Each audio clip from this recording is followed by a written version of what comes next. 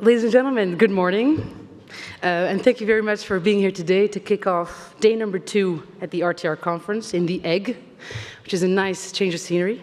I'm very happy to be here. My name is Suzanna Kraak. I am working at the European Commission at DG Research and Innovation, and I'm happy to be here to open the first session of the day, which is a key session, I might add, that I hope will not only set the scene for our discussion here for the next 2 hours, but also for the rest of the day and for the conference. Because indeed, we are kicking off with a very important theme, the demonstration and integration of CCAM solutions in Europe as we are moving towards our deployment targets for 2030, for 2050, aiming to make transport smarter, safer, and more efficient.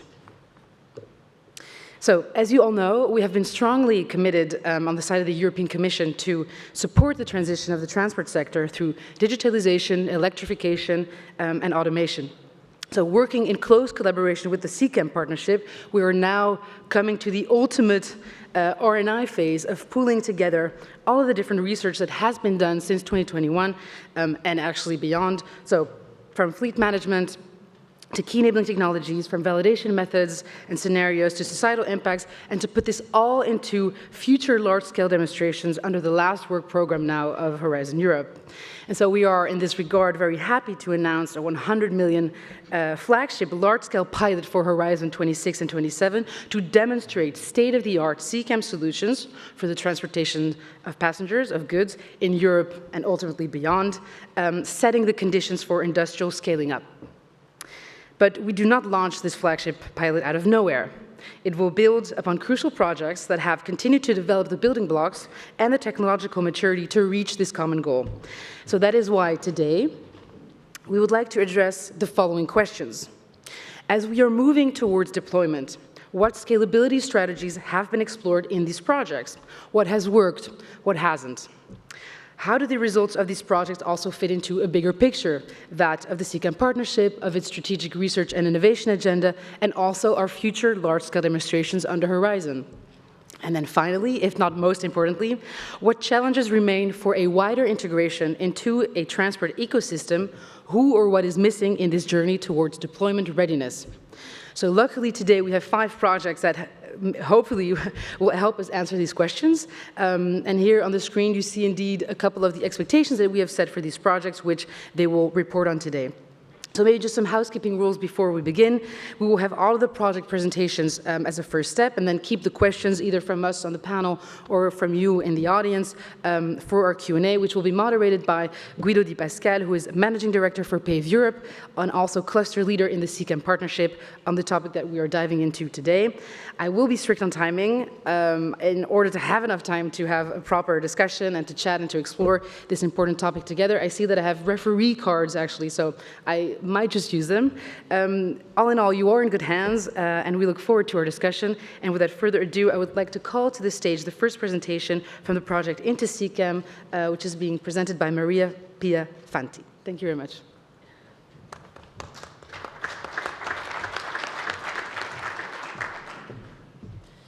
Thank you for your presentation, and thank you for this opportunity to present our project. Our project is Into CCAM, enhance integration and interoperability of CCAM ecosystem. And the presentation of, at glance, of our project. Our project started in November 2022 and will close in October 2025. It includes 21 partners of 10 countries, European countries. The demonstrations are performed in 6 living labs, 4 lead living labs, and 2 follower living labs. Strategic objectives of this project is the development, implementation, and demonstration of innovative services for CCAM vehicles, infrastructure, and users. Second objective is obviously accelerated implementation of innovative CCAM technologies and providing benefits for people. Some quantified targets of our project. And we have to build intermodal interfaces, starting from the traffic management system of the Leader Living Labs.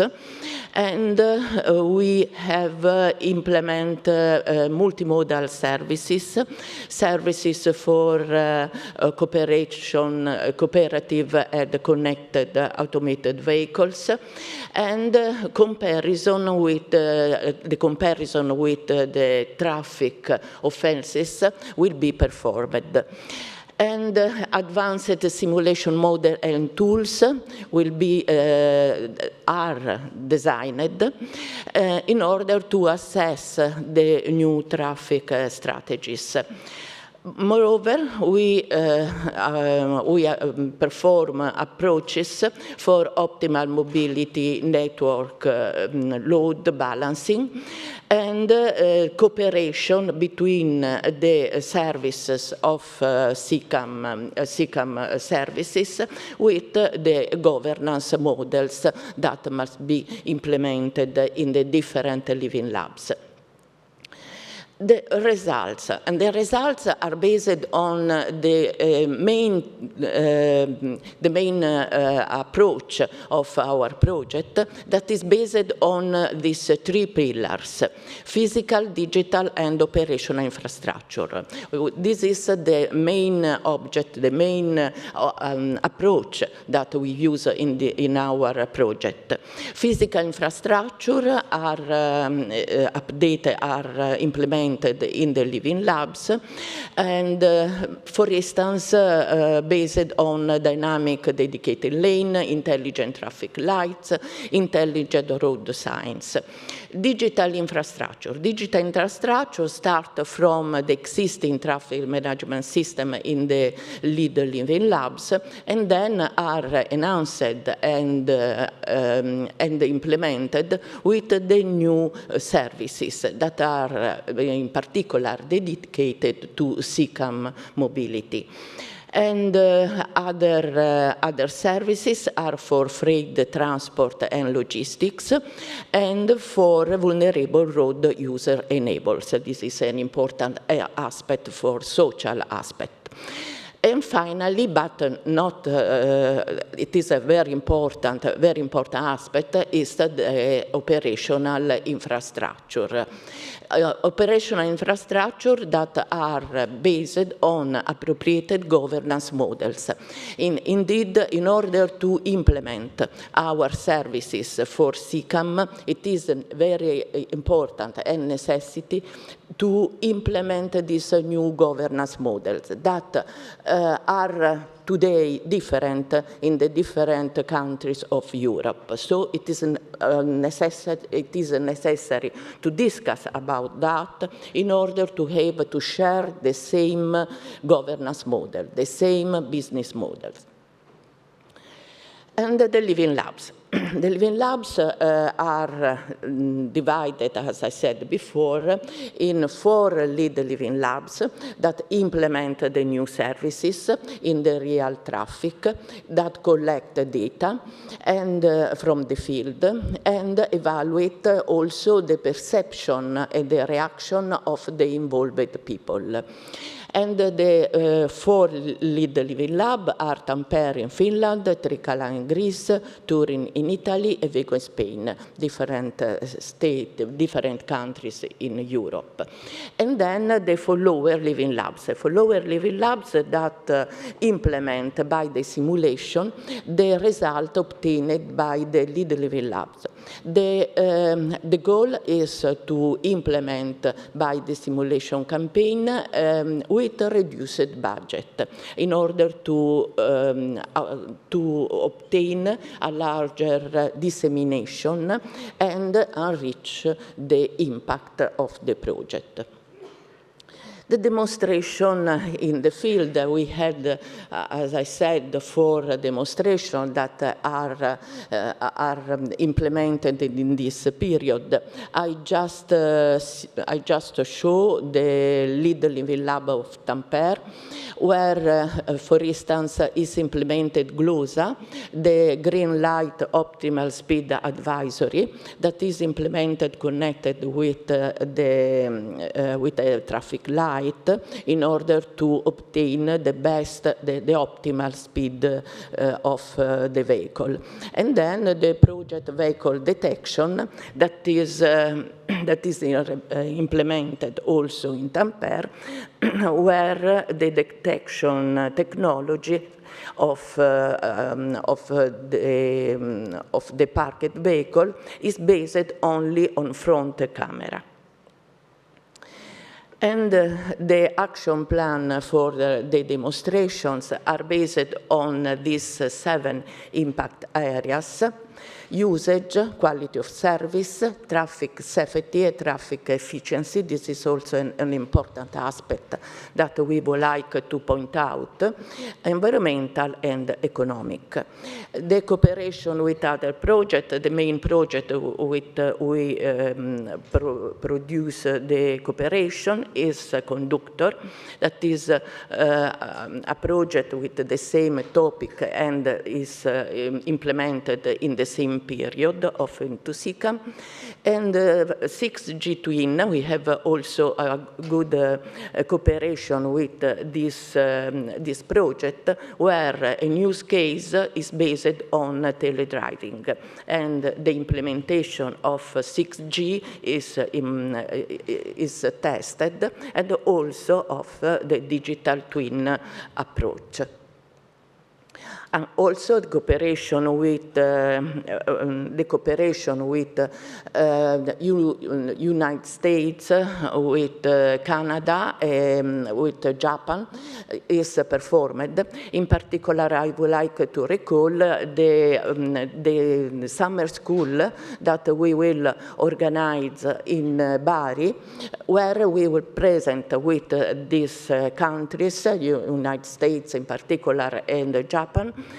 We will present our result and also the result of these different, very fast, very different countries. And now the digital twin, we implement 2 main digital twins platform. One is implemented in Bari, in Italy,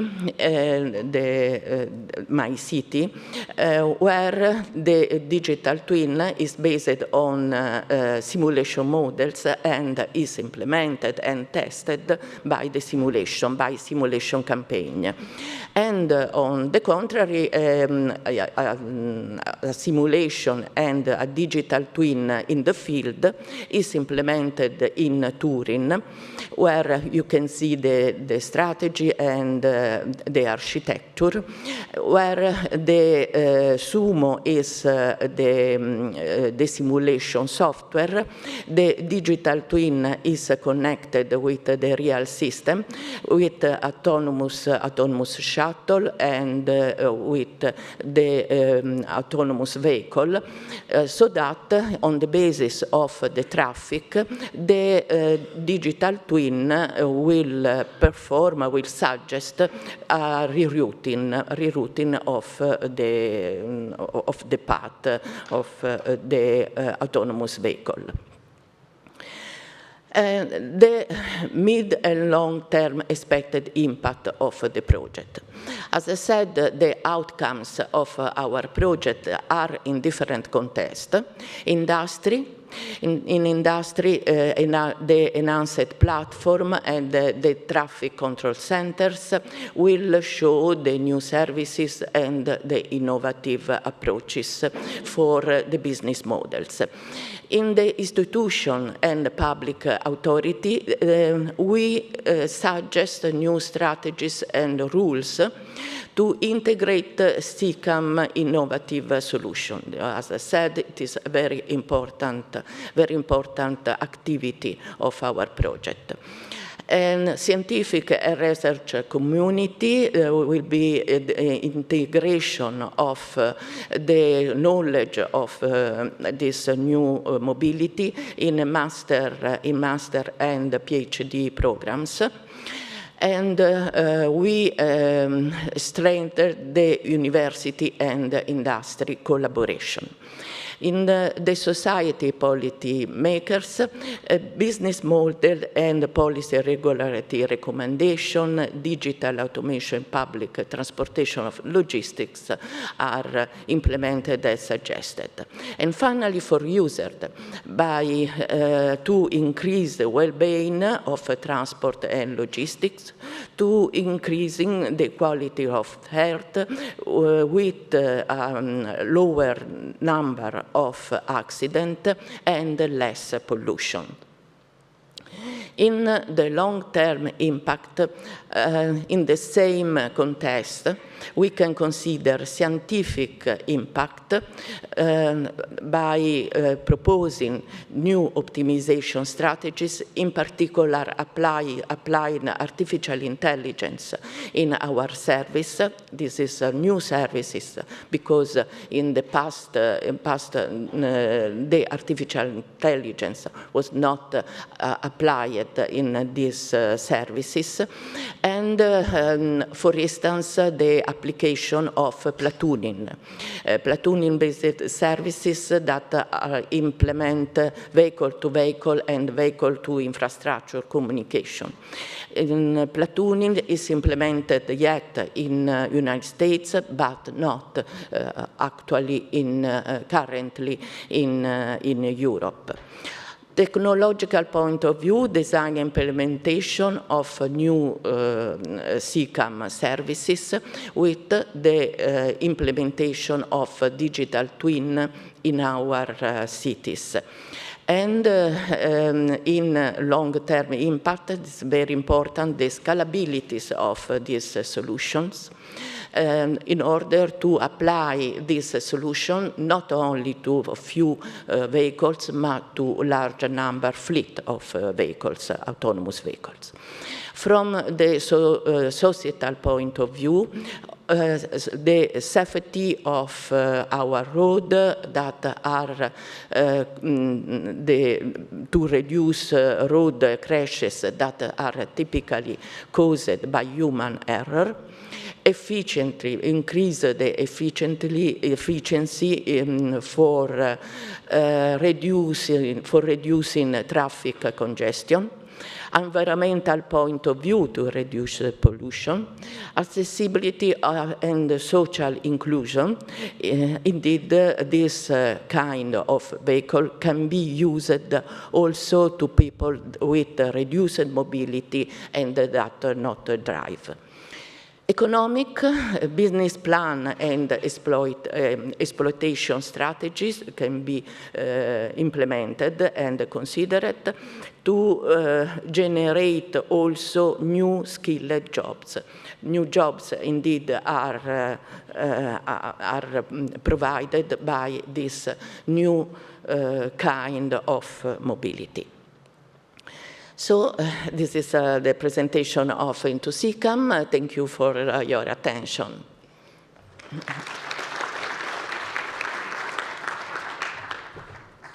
Thank you very much, Marie-Pierre, for this very interesting presentation. Again, as I mentioned, we will have the questions after at the Q&A. Welcome to all the new participants joining us in our session. And hello, Dimitris, thanks for joining us as well. I will now call to the stage Gregor Papa from the CONDUCTOR sister project of Into CCAM to talk about fleet management for efficient, multimodal, and interoperable CCAM. The floor is yours. Thank you.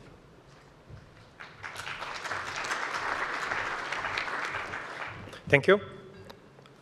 Well, it's my pleasure to present you the, let's say, the latest results of the activities in our project.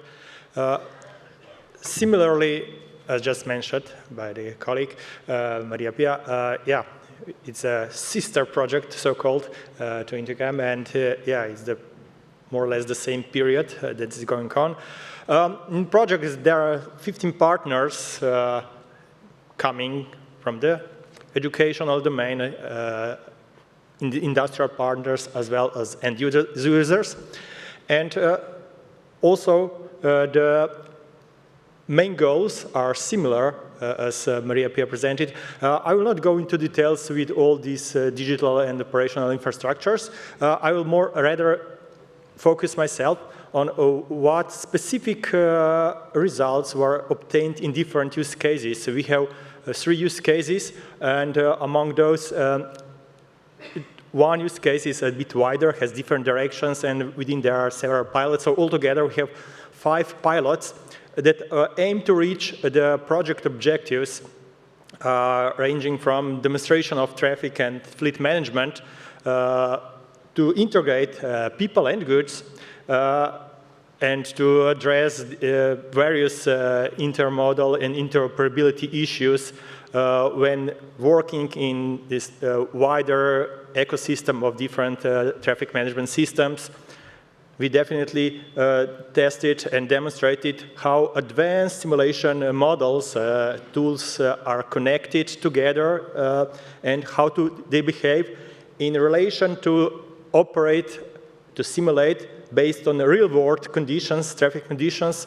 And of course, with all these simulations, etc., we were able to demonstrate how efficiently optimize the network load balancing, and of course also we touched the governance issues that are needed in order to implement such issues. You can also see some target numbers that were set when we tried to reach these goals.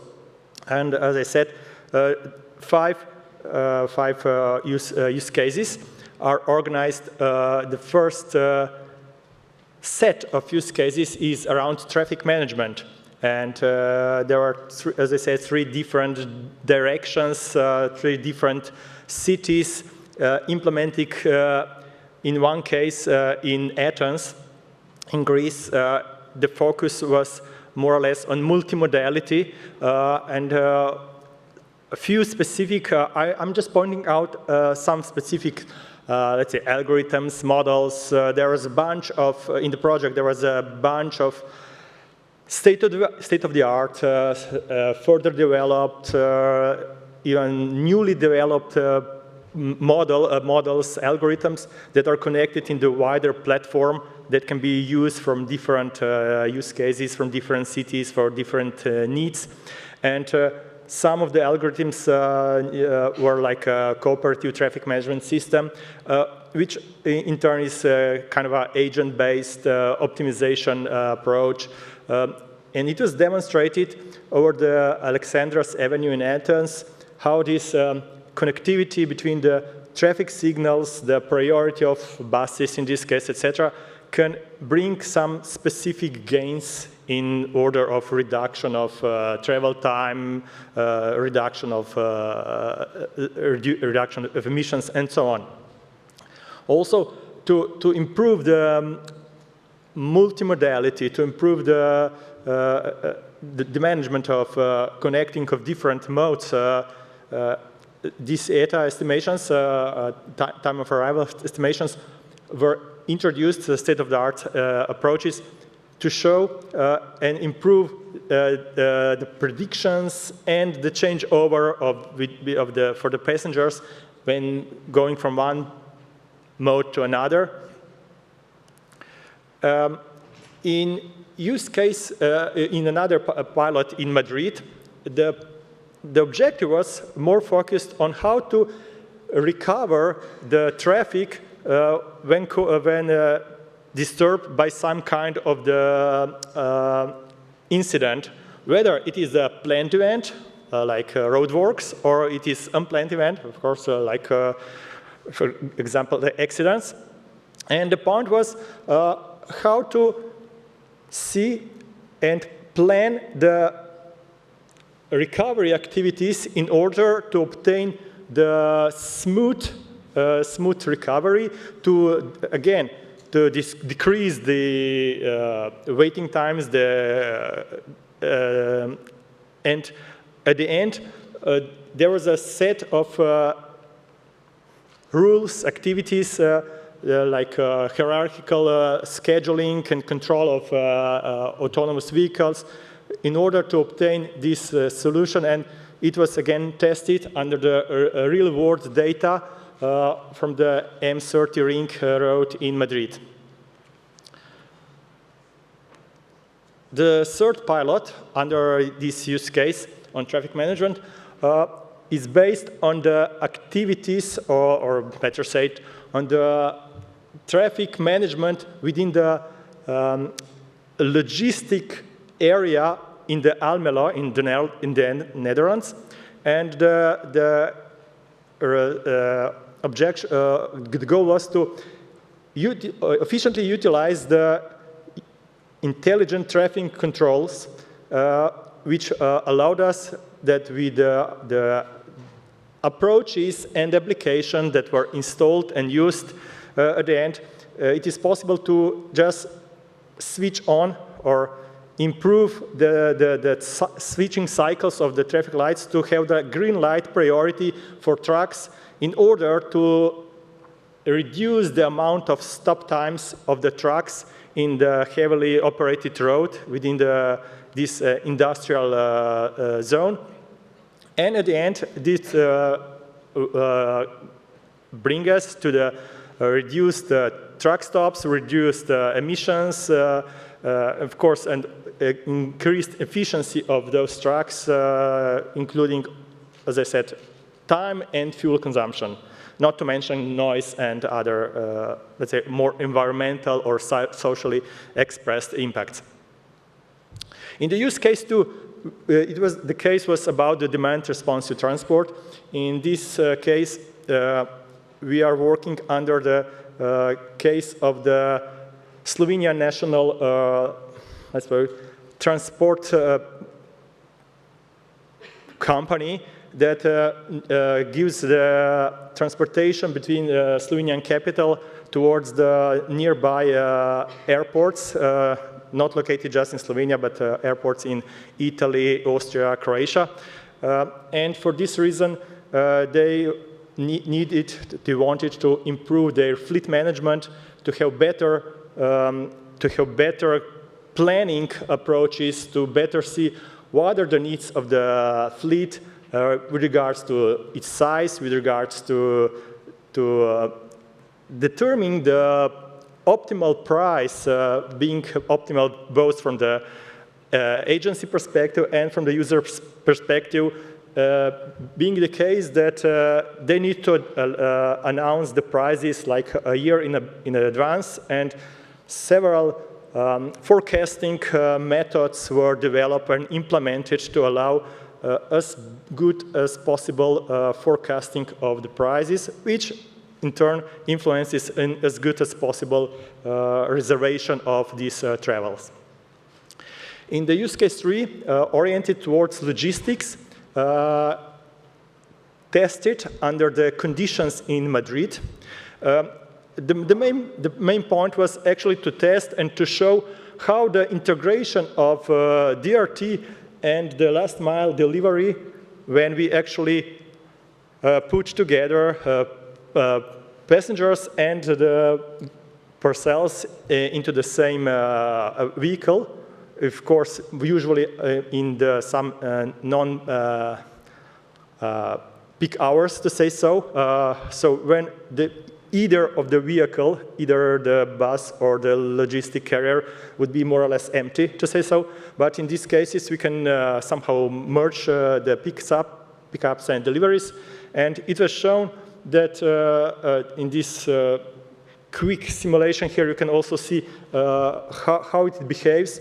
And it was like several percentage better utilization, and from the perspective of the number of vehicles needed for the traveling times, considering both passengers as well as parcels.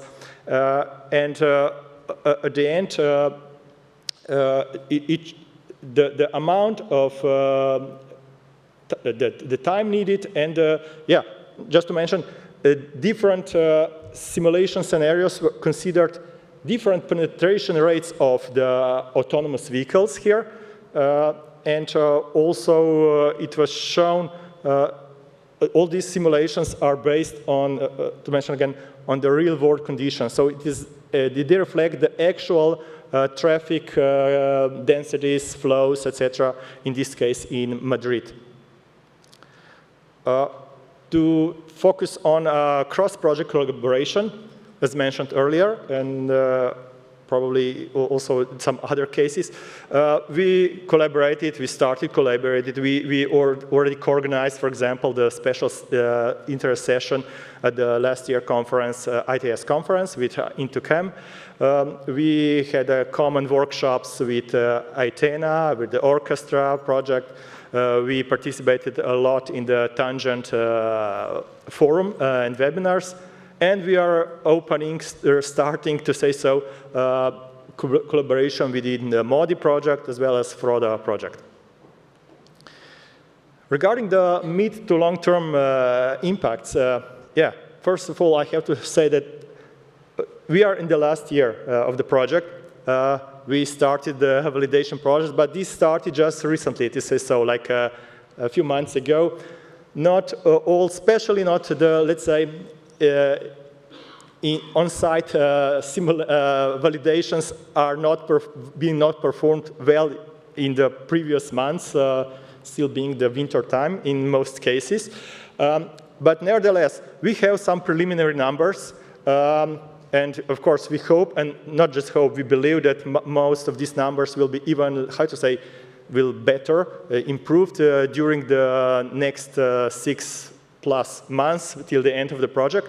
But we already gained in different pilots, as you can see in the brackets, there's some short acronym just to lead you, just to see that all the pilots are active, they are performing validation. So we have several technological impacts that we already have, and we believe in the mid and long-term period, they will even increase. So there's a reduced passenger travel times. There's decreased traffic queues lengths. There is definitely like 50% less manual interventions, which is the case of use case 2, where I said the much better planner and forecasting about these demands for the transportation are now introduced. In case of use case 3, there is increased road capacity, and from the environmental point of view, yes, reduce the GHG emissions, lower number of stops, which again means less fuel usage, improved air quality, less noise, etc., etc. And from the economic point of view, some of the, of course, some of these targets repeat, but in different categories. Well, if the cost of the passengers are reduced, whether it's regarding the fuel, whether it's regarding the travel time, whether then it's also the labor costs are decreased. There's, from the business perspective, also the availability now of this last-minute product sales, which previously was not so well achieved in case of use case 2, for example, and definitely reduced operational cost in case of use case 3.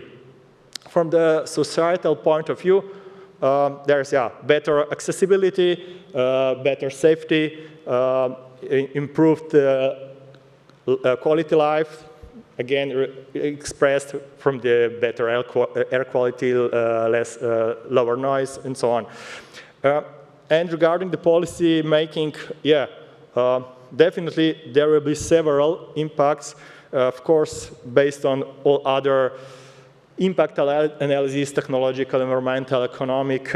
We will be the policy making approach will be able to achieve and propose good measures. And as I said, we believe that all these numbers and the impacts will be significant from the perspective of our project.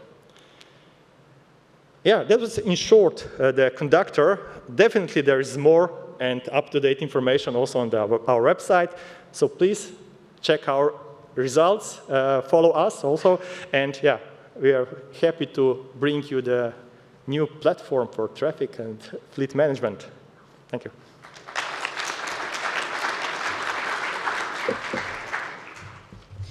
Thank you very much, Gregor.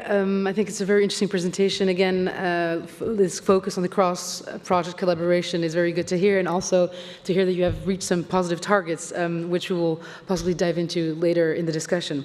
Now I will call to the stage Ragni de Waal from Modi to discuss the case of CCAM for logistics operations. Thank you very much.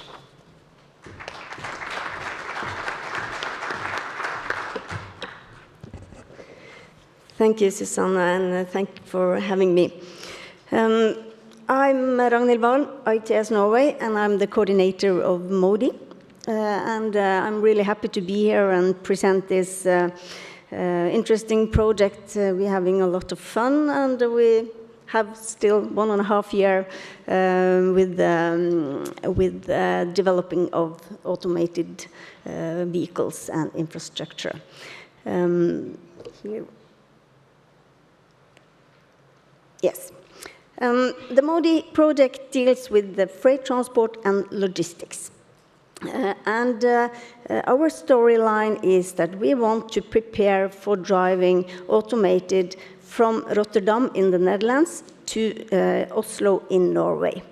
And this corridor has been selected because this is one of the main logistics corridors in Europe. And we also believe that the involved countries are among those first runners in implementing new technology. We are dealing with the technology part. We want to develop and test that it really works technologically, but also on the social impact. How could these kind of vehicles and this kind of transport make a difference? And finally, we want to integrate the automated vehicles and transport in the logistic chain. And these three elements we want to demonstrate. We have defined 5 use cases for demonstration. Let's start with the Rotterdam use case. The corridor is from Oslo to Rotterdam, as I said. We are visiting 4 port terminals on the road. The first one is in Rotterdam, the APM terminal.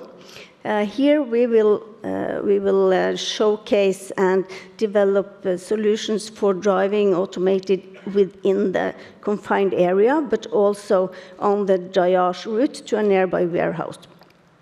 Moving on to Germany and Hamburg, we are studying the transition between the motorway and the urban roads. Here it also includes detection and coexistence with vulnerable road users. Furthermore, moving on through Denmark, not stopping there, but to Gothenburg in Sweden. Here, the hub-to-hub challenges are covered. It's charging, it's loading, unloading, and gate access. Then we cross the border to Norway. And as you know, Norway is a non-member in the European Union, so we do have custom challenges there. Before we stop in Moss Harbor, which is close to Oslo, here we will study detection of other vehicles. We will and how these can cooperate and overtake each other, and also the connection and information between roadworks and the vehicle operations. And finally, connect these systems with the sea drones in Moss. A total of 34 organizations representing 8 countries in Europe. We have the total budget for 28 million euros, whereof 23 is funded by the Commission. Started up in October 2022 and will run until March next year. The partners are covering the whole value chain. So to the results. We are developing and adapting 3 vehicles from 3 OEMs. It's the more traditional, conventional vehicles we all know from Volvo and from DAF, but also a kind of newcomer from Enride, which is automated by design without any driver cabbage. Here we have defined all the requirements we needed from a very large set of requirements. As you all know, it's the automation, the connectivity, the remote operations, etc. This Enride vehicle could be remote operated. We are testing as we speak. Starting the first iterations, we are testing also the regulation and the routines and procedures for type approval. And we are now also in the process for preparing application for permits. The infrastructure side, we have made a lot of activities. This is more mature regarding results than the vehicles, and that's natural. We have driven the whole corridor from Oslo to Rotterdam and collecting a lot of data. That covers connectivity. It's the signal strength, it's detection of traffic signs, the detection of road markings, etc. The main idea here is to identify the pain points, the barriers we need to overcome, and then not try to fix it, but try to define how to overcome this, and to a partly degree also doing that. And one of the interesting findings here is that in the borders we have up till a total of 5 minutes of lost connection. And this is one example of what we need to deal with before we can drive automated between countries, cross-border. We have just delivered 2 documents and reports on the theoretical optimized PDI for supporting automated driving. These are uploaded on our webpage. I encourage you all to look at those. And we also work with the new traffic management concept, Traffic Management 2.0. It's about to be concluded these days. And finally, the interface between vehicles and infrastructure. And that's also about to be finalized by the end of March. No, wrong way. Unlike many of the other projects, we are, as I said, dealing with logistics. And here we have a lot of findings and a lot of activities making more attention on how automation could be utilized within logistics. No, sorry. We have, together with Alice, we have launched what we call the Logistic Task Force, and that is a task force building the gap and bridging the gap between the project and the project results and the logistic community. And one of the ideas behind this task force is to prepare for societal readiness within the industry for adapting and deploying automated transport. We see that during the project we have gained a lot of attention and for automation in this industry, both from the companies and also from the involved authorities and the regulatory authorities. And we believe that this is a very important aspect for for paving the way for the future large-scale pilots. So we have just started working very detailed on the business models, so I don't have much information on that as of now. But we have, when we have developed all the use cases, we had really focused on the logistics and how this could create value. We are not doing this for the technology side itself, even if it's quite funny working with the technology. We have a lot of technology optimists in the project, but we're doing this for a reason. We're doing this for improving the logistics in Europe.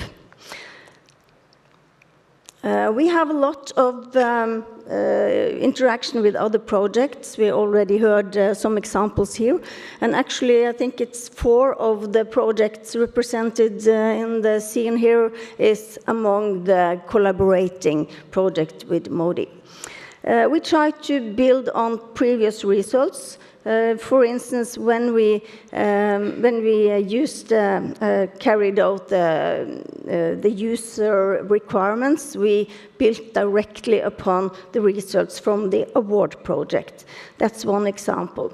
We are working together with others, both on thematic areas like HD maps, but also on communication and dissemination activities, co-organizing workshops, seminars, etc. It's dangerous naming projects because you always forget some, but I can just mention a few. The FAME project on the evaluation methodology, the ULTIMO project on HD maps, on coordination topics. I mentioned already the award. We have the CEFES, Orchestra on traffic management, High Drive, Magpie, Tangent, etc. A lot of activities with other projects, and that has been a main focus from our side, but also collaboration with non-profit organizations like PAVE and ALICE, and ALICE also a partner of the project. The international cooperation is also quite extensive. We have a big international stakeholder board group, and as late as yesterday, we co-arranged a workshop on HD maps together with a Japanese company.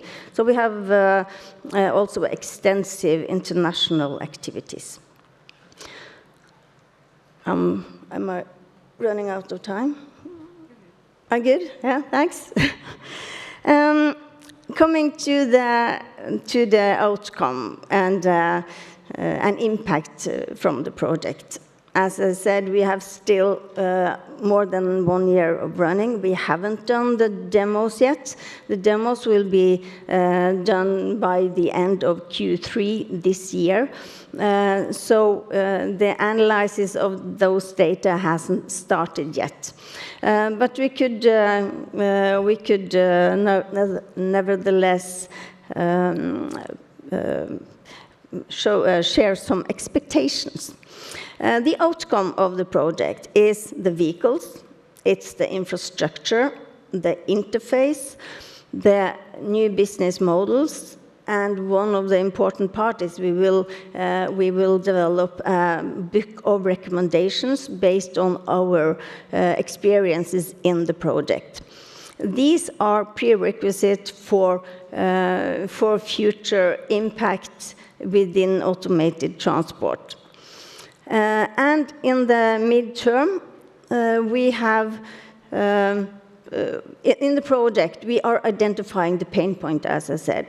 And we are also, part of this is identifying which standards do we lack, which standards are insufficient, where do we need to work on the standardization part. And we do have cooperation with international standardization organizations.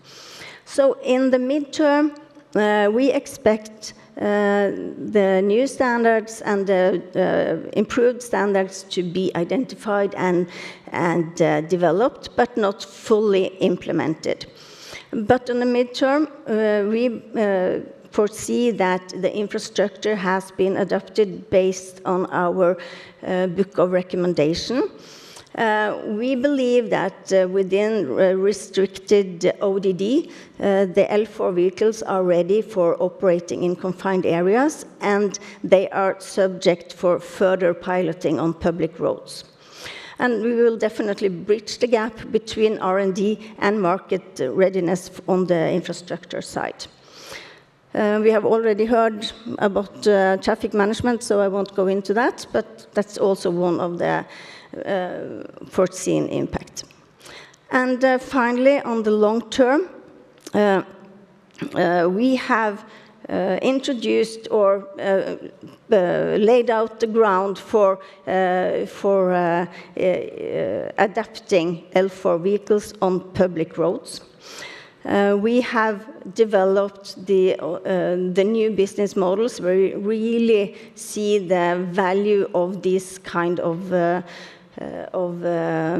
transport, and that we believe have paved the ground for a European CCAM leadership within the logistics. So we believe this will be important for future business models and European logistics chains. And when it comes to external costs, we all believe we will provide big impact, but it's still to be seen. But yes, we do believe that both the cost and the safety and overcoming the shortcomings or the shortness of drivers, etc., will be among our long-term impacts. Thank you.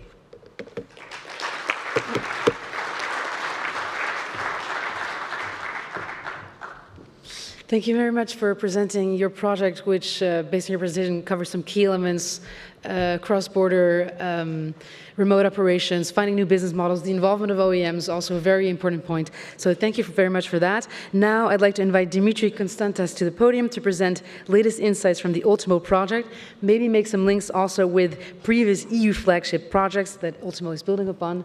The floor is yours. Thank you.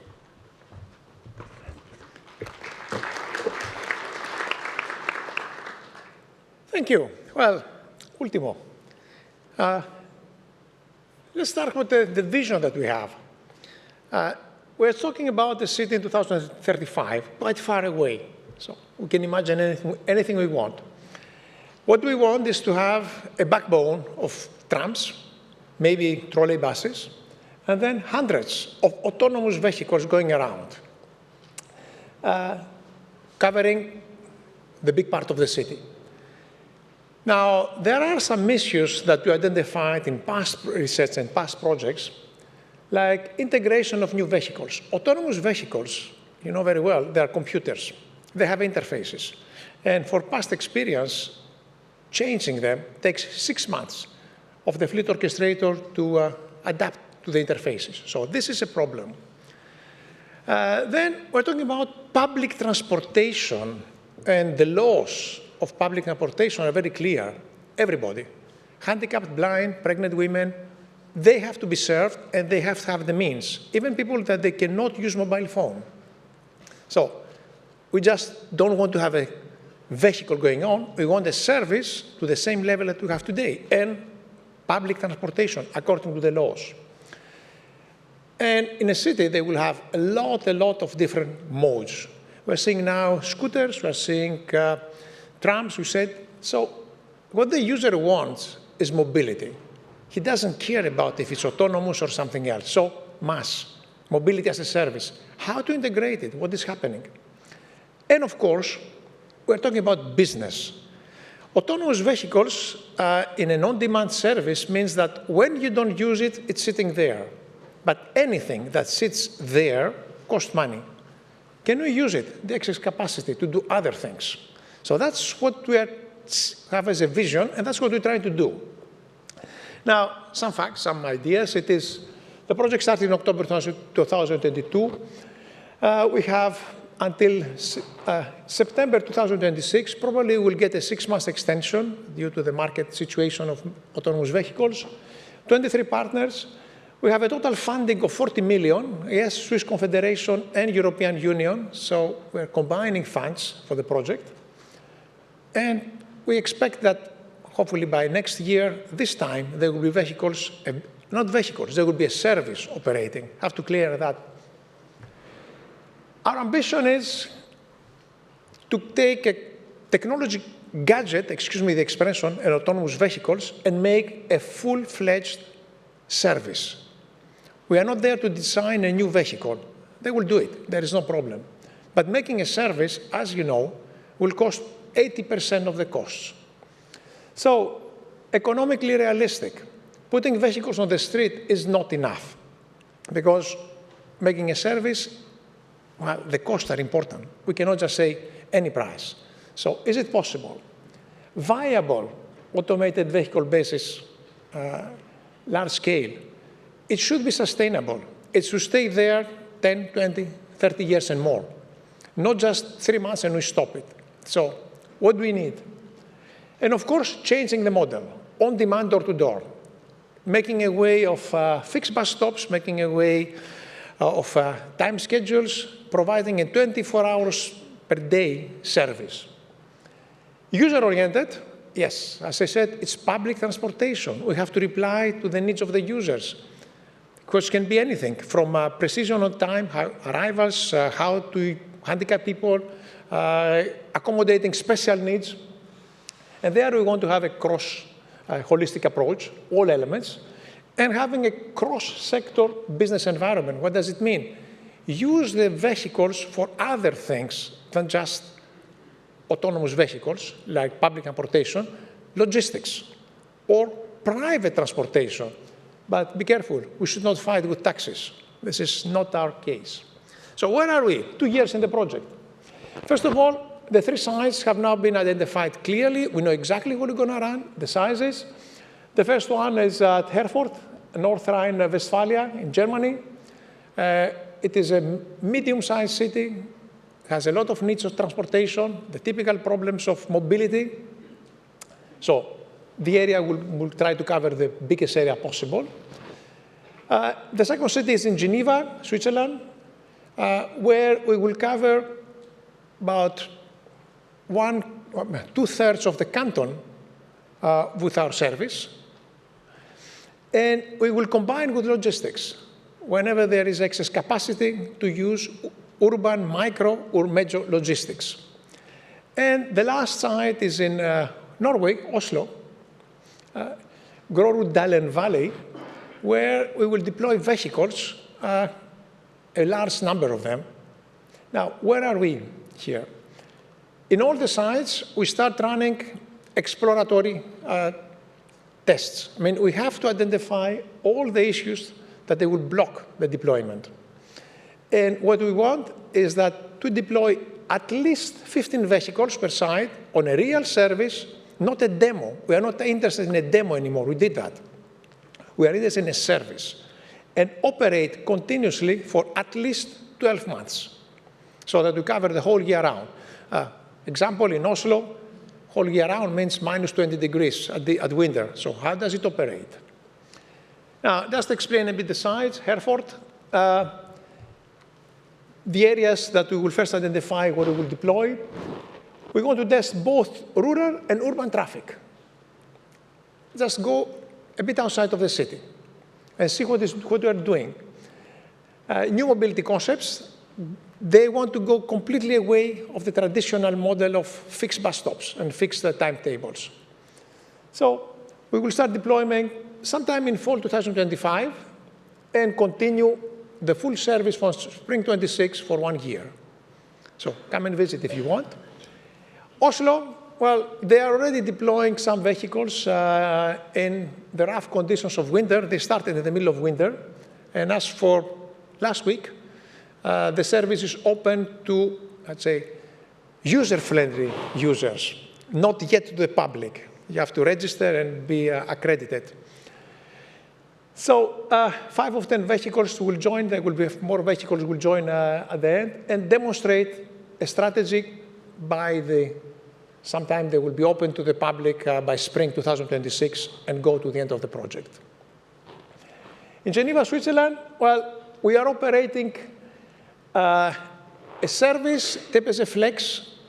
It is on demand, but with a driver. What is the advantage? That we are now testing if the service is good, because that's what our target, providing a night service as well, 24 hours per day, full service. And what we want is replace now the driver with autonomous vehicles. That is somehow in early 2026, we will start deploying the whole thing. So what we're doing also there, well, we have to deploy logistics. And for that, I will just show you this little video. This is the first test we were making.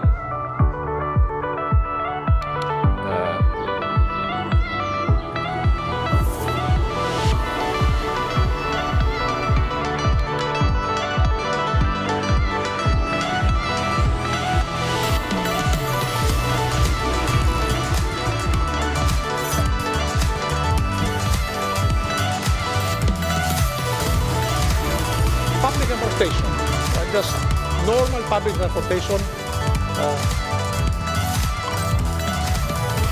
almost door to door. Street orchestrator, reservations, empty time. So it's passing to logistics. That is, any person theoretically should be able to reserve the vehicle to do some urban logistics, on-demand pickup.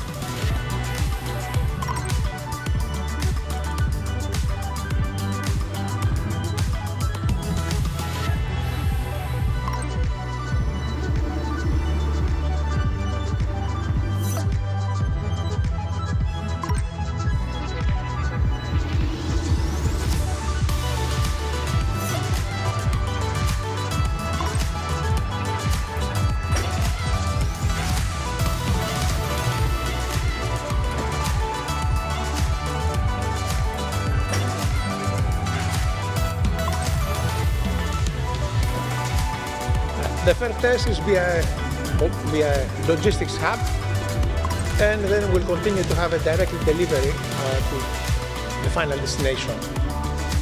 Here our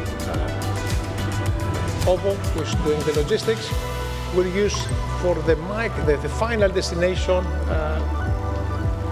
velo, let's say, bicycle cargo. And they're delivering to the final destination. Eventually, at the end, we should be able to deliver directly with the vehicle itself.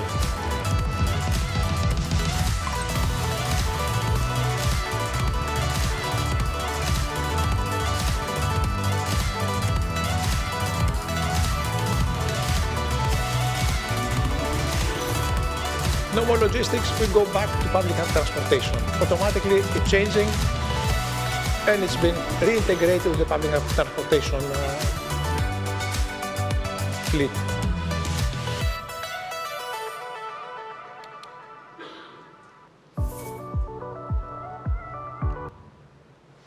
So, now, what we learn and what we are learning is that putting the vehicle off a street is not enough. You know, you can put them, they will work. Social acceptance, key element. We have to figure out what we do when driving without a driver. A driver is not just driving. He's giving services, helping the people. If the driver is not there, who will do all that thing? So we have to develop services for that. Plus, the passengers, they are interested about safety. They are interested about service quality. So we are developing a lot of applications that we are testing. You can see some of the little videos to monitor what's happening inside and create incidents, and then you have to reply. Now, you understand, if there is an incident, yes, it happened. And then what?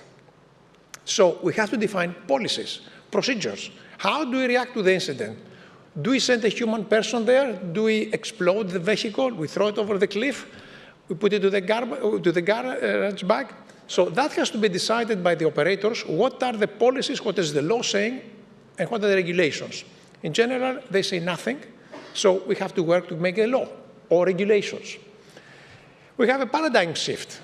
it is clear that the people will abuse the system. Today, nobody will consider going to the bakery, which is 150 meters further, taking a taxi, not even the bus. It's too far away. You will simply walk, take a bicycle. You have a yearly ticket, it's free. You call it to come in front of your house, and you go 150 meters further on. We are quadrupling the kilometers, and the quality of service falls. That is an abuse of the service. How do we stop that? Do we want to stop it, and for whom? So again, legislation, again, maybe regulations or policies. So a lot of policies, we are implementing them, we are trying to test them, but they have to be adapted to the passengers. We cannot just do anything. It has to be acceptable. If it is not acceptable, well, they will not use the service, or, as it is the case in Switzerland, they will go to a popular initiative, vote a law, a referendum, and they will just bring everything down. Budget. Even if today you have 5 billion cash on a suitcase, you cannot deploy the service. There is a lot of things you have to do around it. You have to change the city. You have to train the people. You have to install all the services that go around. And this takes time. So what we are trying to do in the project is identify what are the costs so that the operators and the governments can make a decision when to invest and how much they have to invest. We need to create the ecosystem. V2X is not there. Do we need it? How far we can go? We need to get the personnel. Training the supervision personnel is not an easy task. Training the maintenance people, they're going from mechanical to computer, how to do it, how to do all the work. And making road analysis is totally different than today. So all that requires personnel and requires training. So we're collecting all the services, compared with the existing model, and to come up, what are the budgets are in there? How much we are talking about to make a full-fledged service long-term? Standards, standards, standards. There is no standard. So, and that is a major obstacle for any business. That means there will be no competition. One operator, one manufacturer will take all, which is not exactly allowing competition and price and quality of service. So we are trying to define APIs, standardization, between vehicles and fleet orchestrators, between back office operators, between services, so that there is some competition and we allow the people, the different companies to contribute. Lessons that we learned, that's Greek, Demosthenes. We need money, and without money, nothing can be done. So what we want is that the public authorities, we show the way, but the money should come from public authorities. The budget should come from there. We are not talking about 1 to 3 million. We're talking about tens or hundreds of millions that they have to be invested in the future. Where they will come, that is long-term planning. If you want to deploy a full-fledged fleet, if you have the money now, if you want to start, you have to start preparing now to deploy in 7 years. So what do we want? What we will also come up, roadmaps, planning. When do you want to deploy large-scale, 50 vehicles or more? When do you have to prepare? What we are seeing, you will need 5 to 7 years to be able to have a full-fledged service with the money that you have already. You must have billions, but the public transportation, they do have regular planning, buying new vehicles, and that is where they have to buy the new ones. Change from buses to autonomous vehicles, but they have to organize where they're going to deploy, how they're going to deploy. So public regulators, governments, local technology providers, they all have to be brought together. It is not a one-man show, let's say. So what we have seen also, citizens, they do understand the on-demand door-to-door. They love it. But they want the quality of service. They want precision. They want ability to reserve when they need it. Now, I invite you just to take a photo and see the insights. We have a webinar, to a series of webinars we're organizing. The next one is on March 20. And, well, That's all about me. Thank you.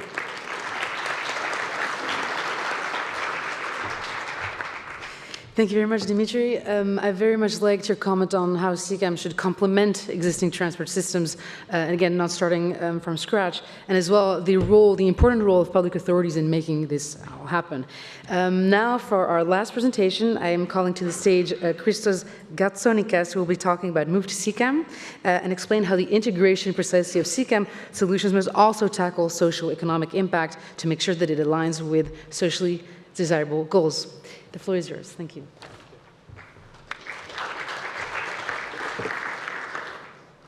Thank you for the introduction. So today we will be talking, I will be giving you like an overview about the move to CCAM. An overall project presentation about the project. We have a small consortium of 8 partners. However, we have a very active consortium. Move to CCAM is coordinated by Bubble. And among the technical partners, we have Cartif, MobiX, UCL, Things Inside, and the Oxford Institute for Energy Studies. And we are also involving 3 prototypical regions, LORIS, that represents the North Aegean region in Greece, the city of Helmond in the Netherlands, the GZM region in Poland, and we also have an external contributor, the University of California in Santa Barbara. The project Move to CCAM started in September 2022 and is wrapping up pretty soon in June 2025. So it has a duration of 34 months. And one of the main outcomes of Move to CCAM is to develop an impact assessment tool to evaluate the societal and societal impacts. So to give you like an overview of the core objectives and the associated impacts of the Move to CCAM, one of the core objectives is to establish a network of CCAM stakeholders and citizens. And so far, we have amassed a network of 300 organizations, and we have involved more than 8,500 citizens in our co-creation activities. The second core objective of Move to CCAM is to develop CCAM scenarios, business models, and KPIs through 8 or 9 co-creation activities. And so far, we have created 30 use cases. We have built 15 business models, and we have a detailed documentation of more than 200 KPIs. The third core objective of Move to CCAM is to explore the CCAM requirements from stakeholders, their goals, their perceptions about CCAM scenarios. And we have more than 50 stakeholder dialogues across 8 EU countries. And the last but not least, one of the core objectives of Move to CCAM is to develop the Move to CCAM impact assessment tool.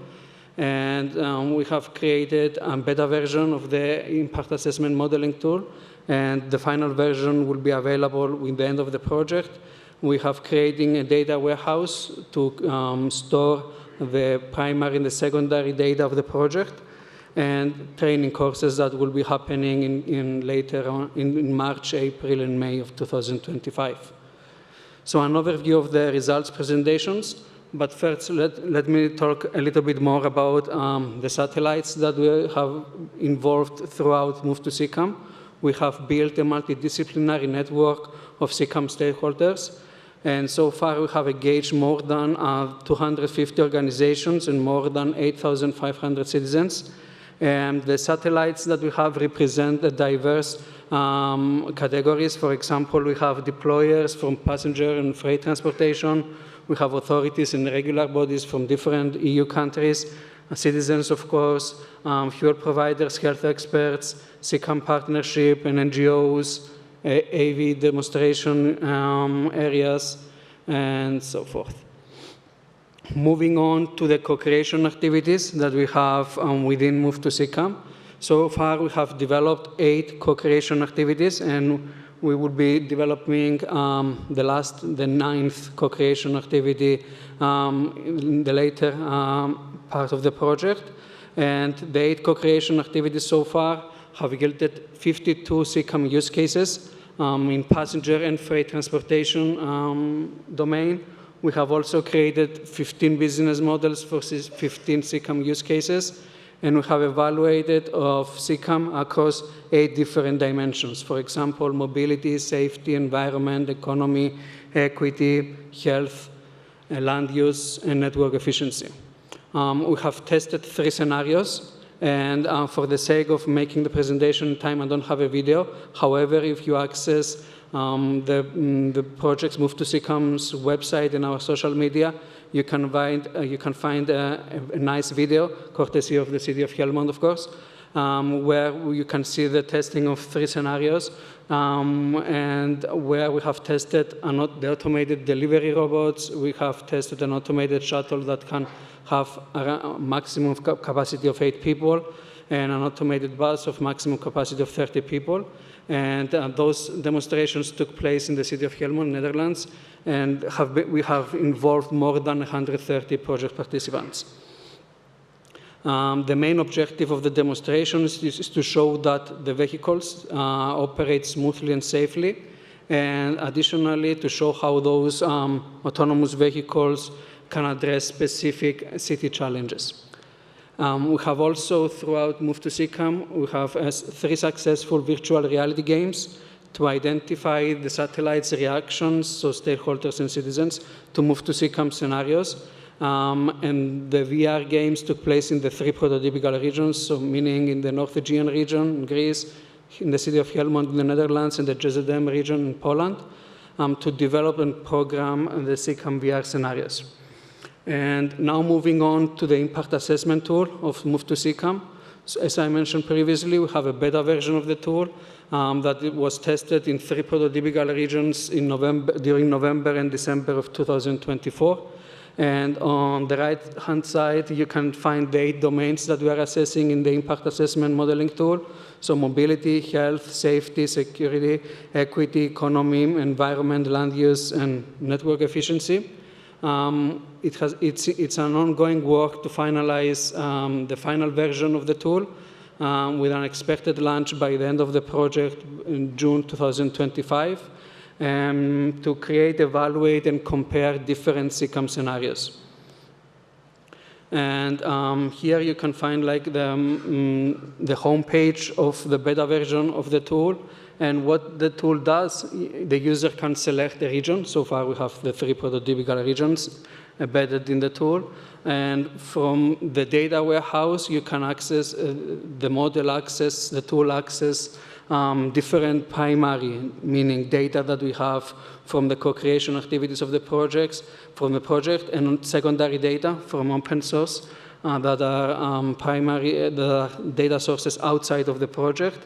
And through machine learning techniques, the user can select the use case of choice, and then the model is calibrated, and the assessment is being done in those 8 domains that I showed you previously via system dynamics.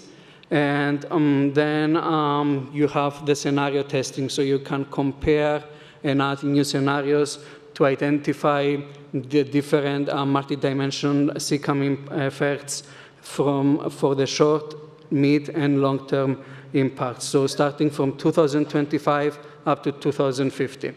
And then the results are shown in the form of KPIs, in diagrams, and you can get like a generated report that will be available in the final version of the tool. So here you can find like a sneak peek of the tool. You can find 6 interface screens of the beta version. Starting from the top side on the left, you can select the region of choice. Moving on to the right, you can select the use case of choice. And then you have access to the different variables that are embedded within the impact assessment modeling tool. And the user can have as a reference the baseline values of 2024. And then they can do their own sensitivity. You can do your own sensitivity analysis by altering the values of the parameters. And then the 3 last screens of the tool show how the results look like in the 8 different categories, domains.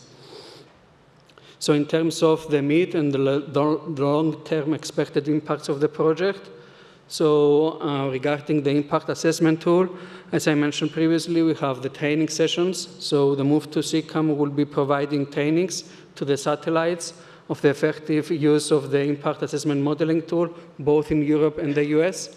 So we will be populating training material, videos and guidebooks for the training sessions that will lead to recommendations to adopt current SAMP, Sustainable Urban Mobility Plan, guidelines to embrace the societal impacts of CCAM, and also provide policy recommendations to mobility decision makers.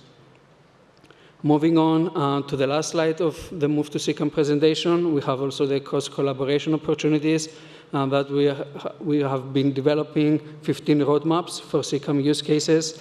We will be publishing at least one framework to assess the societal impact in large-scale demonstrations, and at least one guide, including the recommendations for R&D in CCAM. And with that, I conclude the presentation, and yeah, thank you all.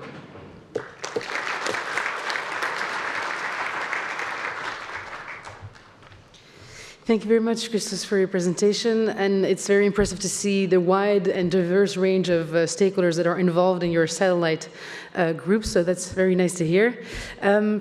So again, before I give the floor now to Guido to launch officially our deep dive Q&A, and we're looking very much forward to hearing also questions from your side.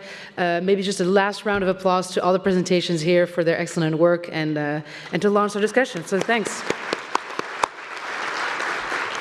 Guido to you. Thank you very much, Susanna, and thank you very much to all speakers for your presentations. It's a pleasure to share this moderation, this role with you. I have noticed that most of the people are on this side of the room. Maybe you want to be closer to the door because you think you can get bored, but I promise that you will not get bored because here we have really experts that are investing their time and effort in this project. So my question to you is, are you familiar with the CCAM partnership? Who is familiar with the CCAM partnership? Okay, so most of you are familiar with the partnership. So you know very well the importance of this partnership and the values that this partnership is creating. Because what we have heard here, the projects that are working hard to deliver have a common goal. So they are sharing a goal that is part of the roadmap of the CCAM partnership. And these common objectives are increasing the speed, for example, increasing the operational design domain, or extend the use cases, combine the use cases, but also make sure that the benefits that we expect, road safety, accessibility, efficiency of the transport systems are met, without forgetting the ultimate goal, which is meeting the user needs and the benefit of this technology for the society. So this is the aim of the CCAM partnership. All of you that are probably members of this partnership working together.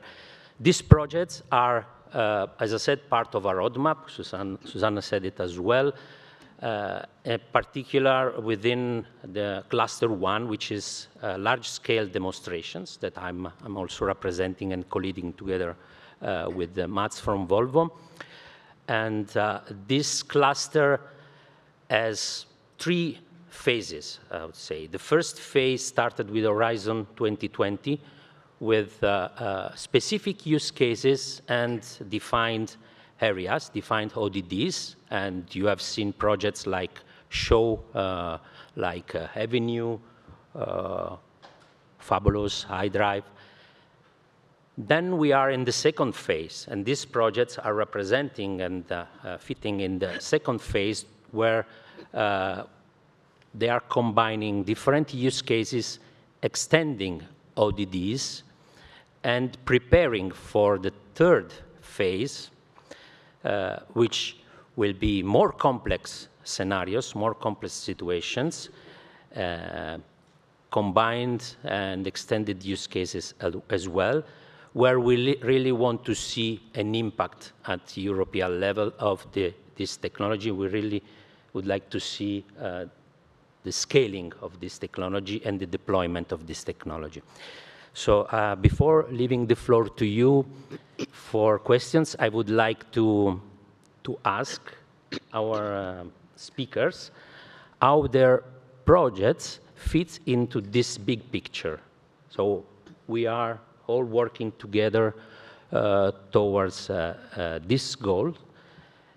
How do you see the results of your projects fitting this big picture? I don't know if you want to start, Maria Pia, with your view. Yes, obviously we have to consider two main aspects for integrating the CCAM in the real traffic or in our road, in our cities. First is the technological point of view, but for the technological point of view, we have a very big increasing of techniques, of services with a very high level of automation and so on. So it is not, in my opinion, the main problem. The main problem is about the public authorities, the regulations, the governance, the local technologies providers that have to increase their trust in this new model. So the main problems that I know I see in the future is to have very good rules from governments for public authorities in order to guarantee the possibility of using these services. I know that from the logistic point of view, also for transportation, also for freight and the people, I see today very good solutions. But the problem is the regulation. When will be possible to implement with the regulations from the public authorities in our cities? I think this... So that was the main challenge that you encountered during the development of your project. What about you, Guido?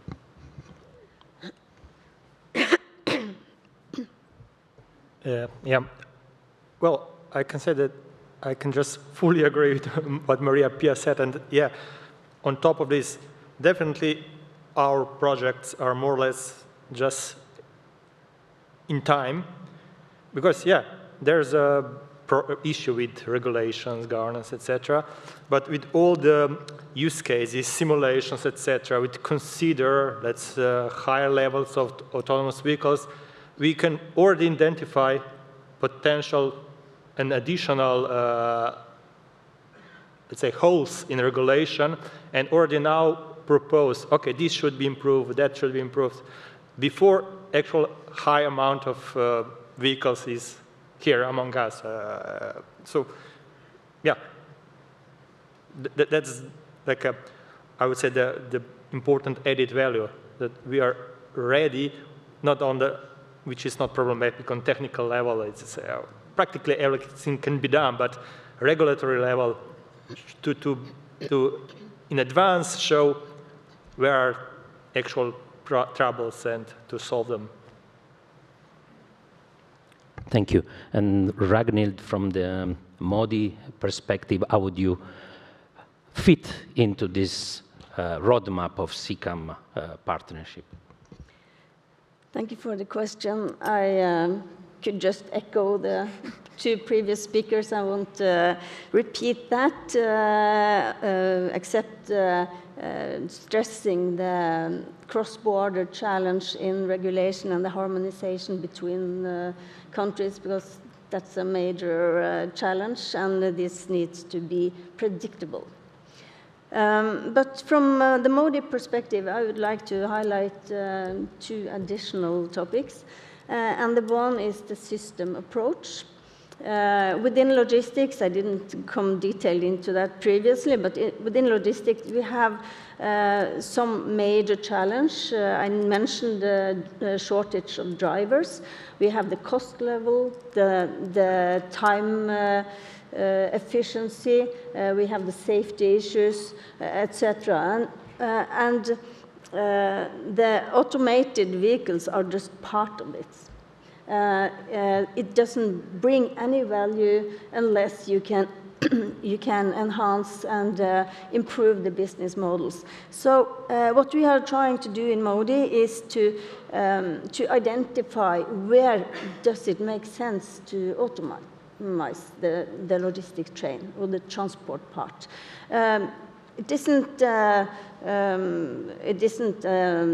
statement or a natural law that you gain benefit from automating the whole chain. So, so one of the biggest mode is oh yeah, I don't find the word is to identify this, to dig into the business model. How can we integrate the vehicle, the infrastructure, and the business? And that would be a big prerequisite for the CCAM vision, I would say. The other aspect is that we try to push the limits, and the identifying pain points could create how to address the CCAM challenge. That is also, we would say, a major contribution. For instance, the roadwork isn't an exception. That's the normal. Yeah, you need to solve those kind of challenges. So to realize the CCAM potential, you need to solve all this technical part, but also in the bigger picture, the logistic industry. Yeah. Thank you. And Dimitris, public transport. Yeah, I read here in this site, to accelerate awareness and implementation of innovative CCAM technologies and services. That's what is on the site of the CCAM. Well, what they are doing in ULTIMO, we say, well, there are 2 ways. One way is to theoretically try to study what are the problems, and the other is, let's do it. And we solve the problem as they arrive. So the idea is we deploy the service, a full service, and when we deploy, we start seeing the problems one by one, real ones. Plus, we have the advantage of going to, for example, the legislator and say, that's exactly how we do it. Look at it. Change the law. And at least we are succeeding. In Switzerland, at least, we are collaborating directly with the federal government, and we're trying to change the parliament laws. Same thing we can do in Germany and Europe. At the same time, we are trying to ask the people, what do you think of a service that does not exist? It's a dream. They can say anything they want. So let's have a service that is there. It's not complete. Yes, it's not all the issues taken care. Yes, we don't have all the cybersecurity. We don't have all the safety, but we will see what's important, not what we imagine that it's important. So our idea is do it. That's why I want to run 12 months. I discovered the whole year, full-fledged service. Clearly, it will not be as a normal service of a train that, you know, everything is ticked. We will get a lot of comments that it doesn't work. But that's the only way to see what is important and what is not important. So we believe by doing that, we will be able to show, to accelerate, and say it can be done. We know the costs. We can tell you how much it costs, and you can make a roadmap. But then it's the authorities to decide how to do it. Something to say. The idea of ULTIMO is at the end of the project, the service does not stop. What we want in those 2 months to make it not a side effect, to be a real service, that it will stay. In Oslo, in Geneva, in Germany, it is not designed as a service of a test. It is designed as a sustainable service that will continue operating after the project with all the vehicles, new models, and with funding that is now starting being included in the budgets of the operators, not the European funding anymore. So that is our idea, and that's how we think we fit clearly to that, accelerating. So let's do it. This reminds me an approach that is taken overseas. Let's do it. Let's test it. Christos. So to answer the question, how does Move to CCAM fit to the bigger picture, I will use the first word of the session, integration, through integrations. And I will elaborate on that with 2 points. So the impact assessment modeling tool, which I just presented like a sneak overview of it, is envisioned to evaluate the effects in 8 different categories: mobility, economy, environment, land use, network efficiency, health and safety, and equity.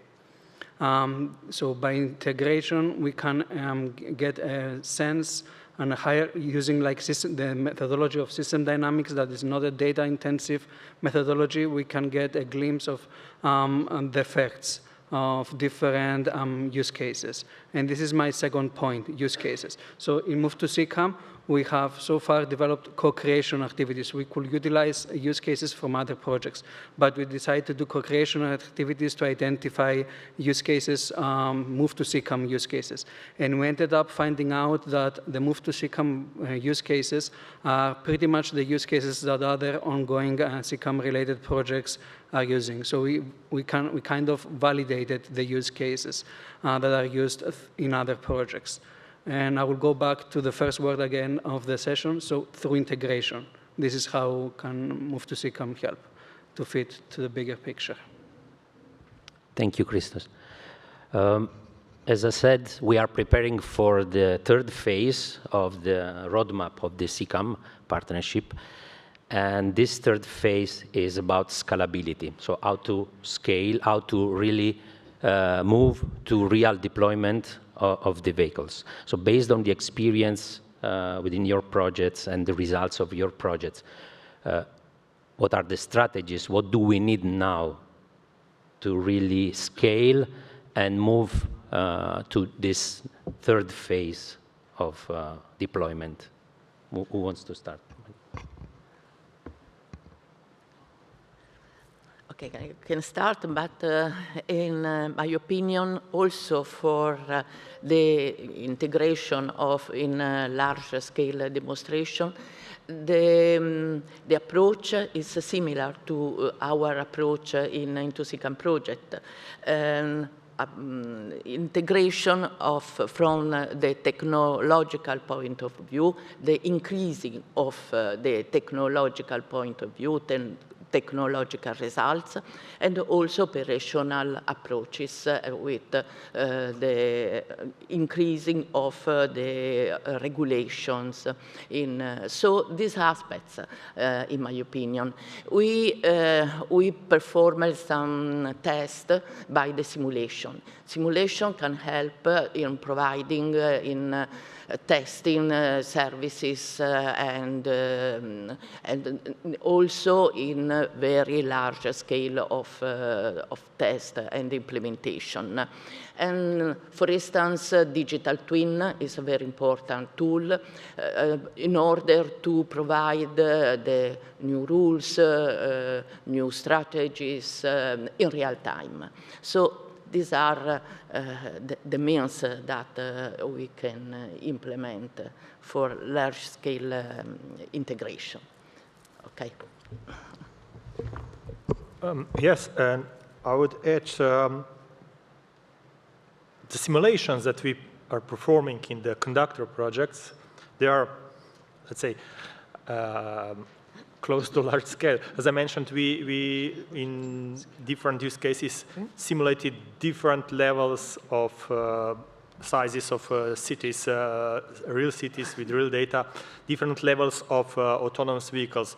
And it is very good to combine the, let's say, the outcomes of these large scale simulations with the outcomes of what Dimitri mentioned, the real cases, which are smaller, but actually they spotted and will still spot some realistic problems, issues, to say so, and combining those. And this is like a very good opportunity for our partners that work with this and develop these simulation tools to integrate this knowledge into the simulation. So then these large-scale simulations, let's say optimal simulations, would consider the realistic issues that were identified in another use cases, another project. So, and this is like a natural way from where we are, at least in these two projects, not to mention the others, to go to this next phase. Thank you.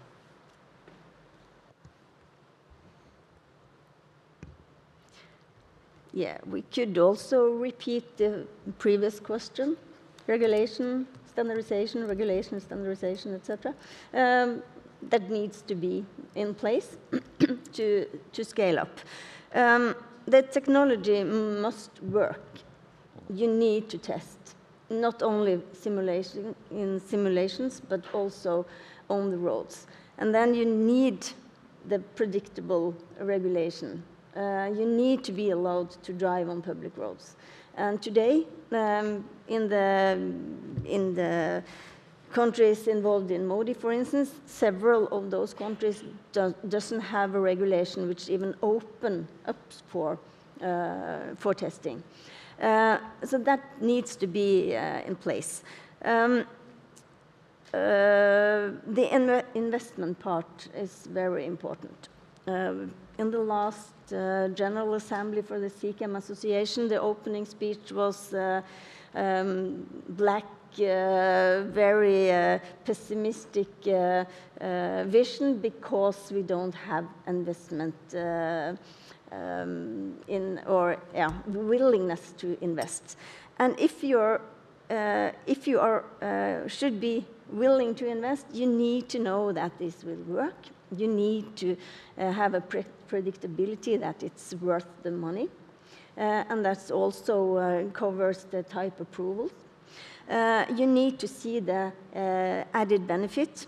I already talked about the business models. And all these processes need to be streamlined, efficient. It isn't today. Today you are reinventing the wheel for every single demo you are running. So all the processes needs to be mass production, kind of. No, that's a good point. Thank you, Dimitri.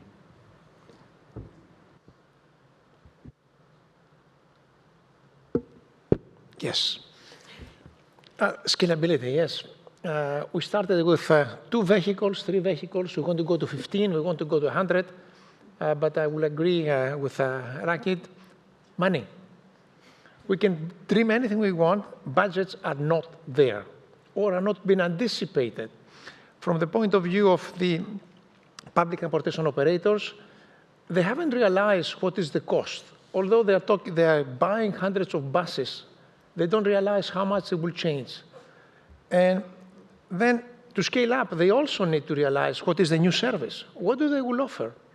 Whenever I talk, they don't have a good idea of what exactly is a service with autonomous vehicles. They just want to replace a driver vehicle with an autonomous one, continuing the same model. So you're not gaining anything. Okay, you are gaining the salary of the driver, but not exactly, because you need back office operators to figure it out. So for scaling, people have to understand the holistic, all the service, not just the vehicle on the street. And that's what we try to explain, that there are more than just putting vehicles. We were getting requests, from the federal government. Well, the minister will come, can you put a vehicle on this street? 1 week before he arrives, he said, well, putting a vehicle on the street will take 2 months just to get the authorization. But people do not understand the iceberg that it is underneath of these things.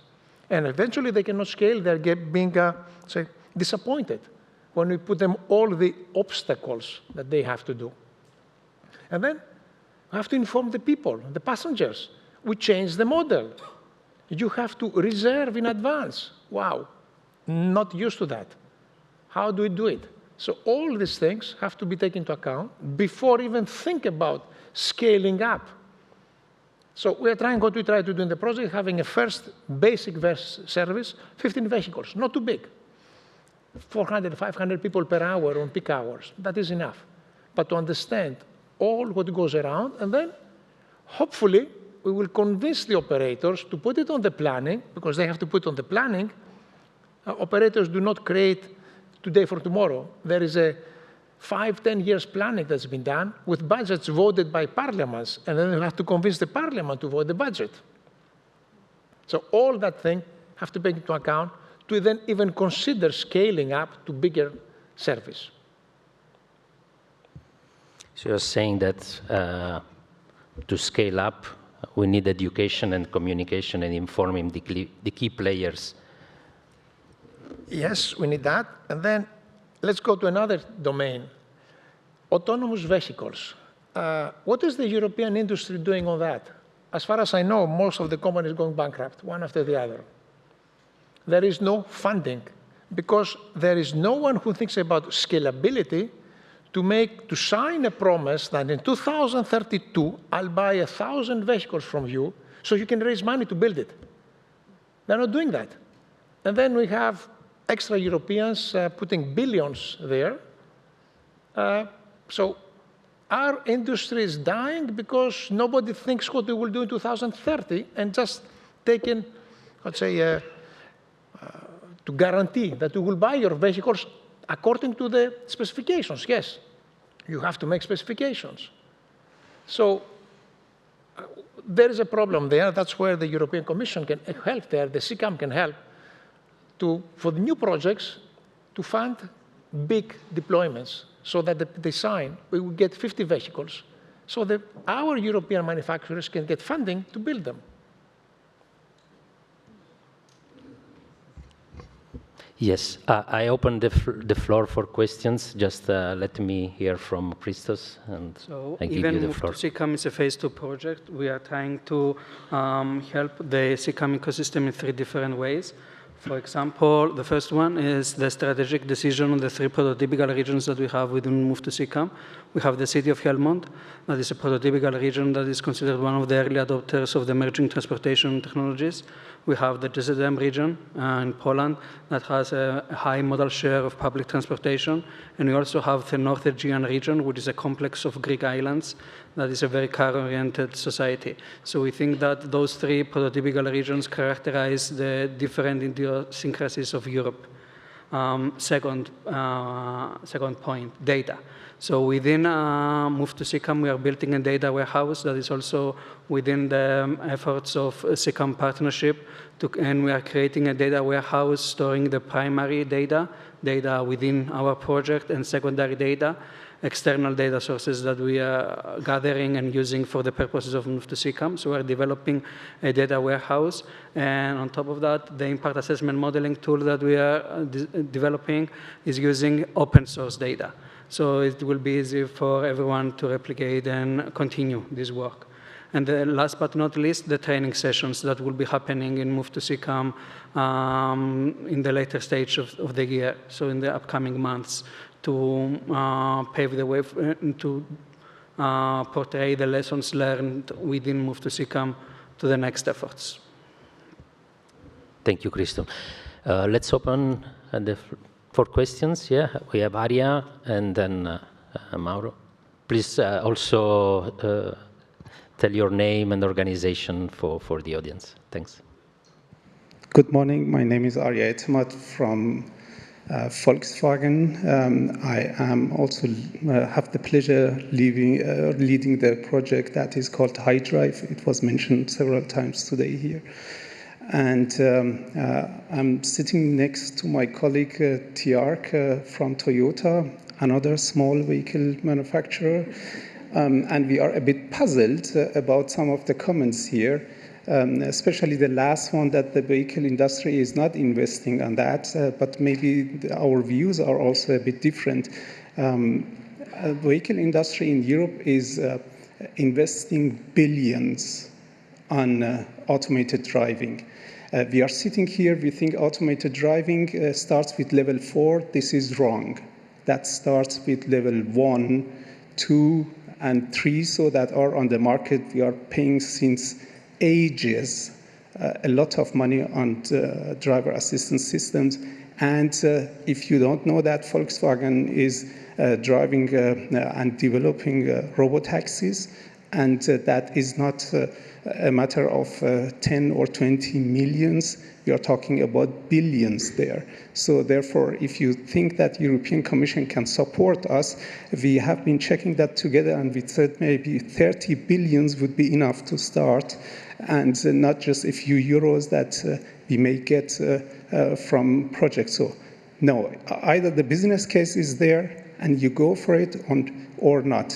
And if you rely on infrastructure, Raquel had said that several times, if you rely on the infrastructure, and I can sign it and give it to you today, we will be here in 10 years talking about the infrastructure. They need a very long time for implementation, so it's not as fast as done. And one last question, maybe we have been a bit puzzled. You had a nice presentation. I agree to all what you said, because implementing a service is very expensive. People do not understand it. But one thing was missing. Where are you getting all those vehicles? Where I get all the what? All the vehicles. You said all the 15 vehicles yes. in 3 test sites, 45. Yeah. I'm really curious to see where those vehicles are coming from. The vehicles now, we're using the old Navia vehicles. We'll get some new ones. However, the speed that they have is not good enough. Actually, 15 kilometers per hour. 15 kilometers per hour. So this is what they make. It's 20, 25 kilometers. Oh. We need to go to 60 or 70 kilometers per hour with a fully automated vehicle. But not with those. But okay. So there are, and we're looking all around Europe, but we want them also industrial. That is, we don't want 2 prototypes. Many manufacturers, they have 2 prototypes. We're not interested. We want about 40, 50 vehicles to buy. Okay, and then my question is, where are you getting those vehicles? What I'm getting, well, we're trying around the international market. Okay. And there are collaborations that they are setting up with the European companies to see how we can get these vehicles, how we can test them. So we know that we have a problem, that we do not find and this is not a European small problem. vehicles to the level we want them. But this is not a small problem. So a friend of mine is living in Hereford, so I'm 3-4 times a year in Hereford. I will be really there and looking at your 15 vehicles driving at the speed of 50 kilometers per hour. This is, we should be a bit careful if we create expectations here. So I can bet with you that if you end up with 6-7 vehicles for all the 3 test sites together, you have done a good job. Well, we want buses. We don't want Tesla vehicles. Can you use the microphone? That's what we want to prove, that there is a business case, but not for robotaxis. The idea is to solve the problem of congestion in the cities. By changing private vehicles with taxis, we solve nothing. We still will have the same number of vehicles on the street. So we need to have a performant public transportation shared, 10, 15 people with many vehicles. And this is what we are trying to find, and that's what we do not find in Europe, because everybody is trying to make private or Tesla-like vehicles, to copy Tesla. And you should ask yourself why. So I'm sorry, I recognize I'm not the only person in the room, and we'll leave others to ask questions. But the point is, your assumption about the industry and businesses are wrong. And this is the major issue that you are facing. What? So, and also about the cities, we have been talking to road operators, we have been talking to public transport operators. They don't have money. What they lack always, if you talk to them, they say we don't have money. And they have to make sure that the service that they are providing is working. So of course they are buying hundreds of buses, but they need those buses. They can't take the money and buy our automated buses because they are far more expensive than the buses that they can today buy. So they don't have the money. if you want it, if you want really to implement it, as we said, 30 billions, and we are in the business. Well, actually, the operators, they do have the money, because the way it happens is that they have their normal buses, and every 15 years they have to change them, because the lifetime is 15 years.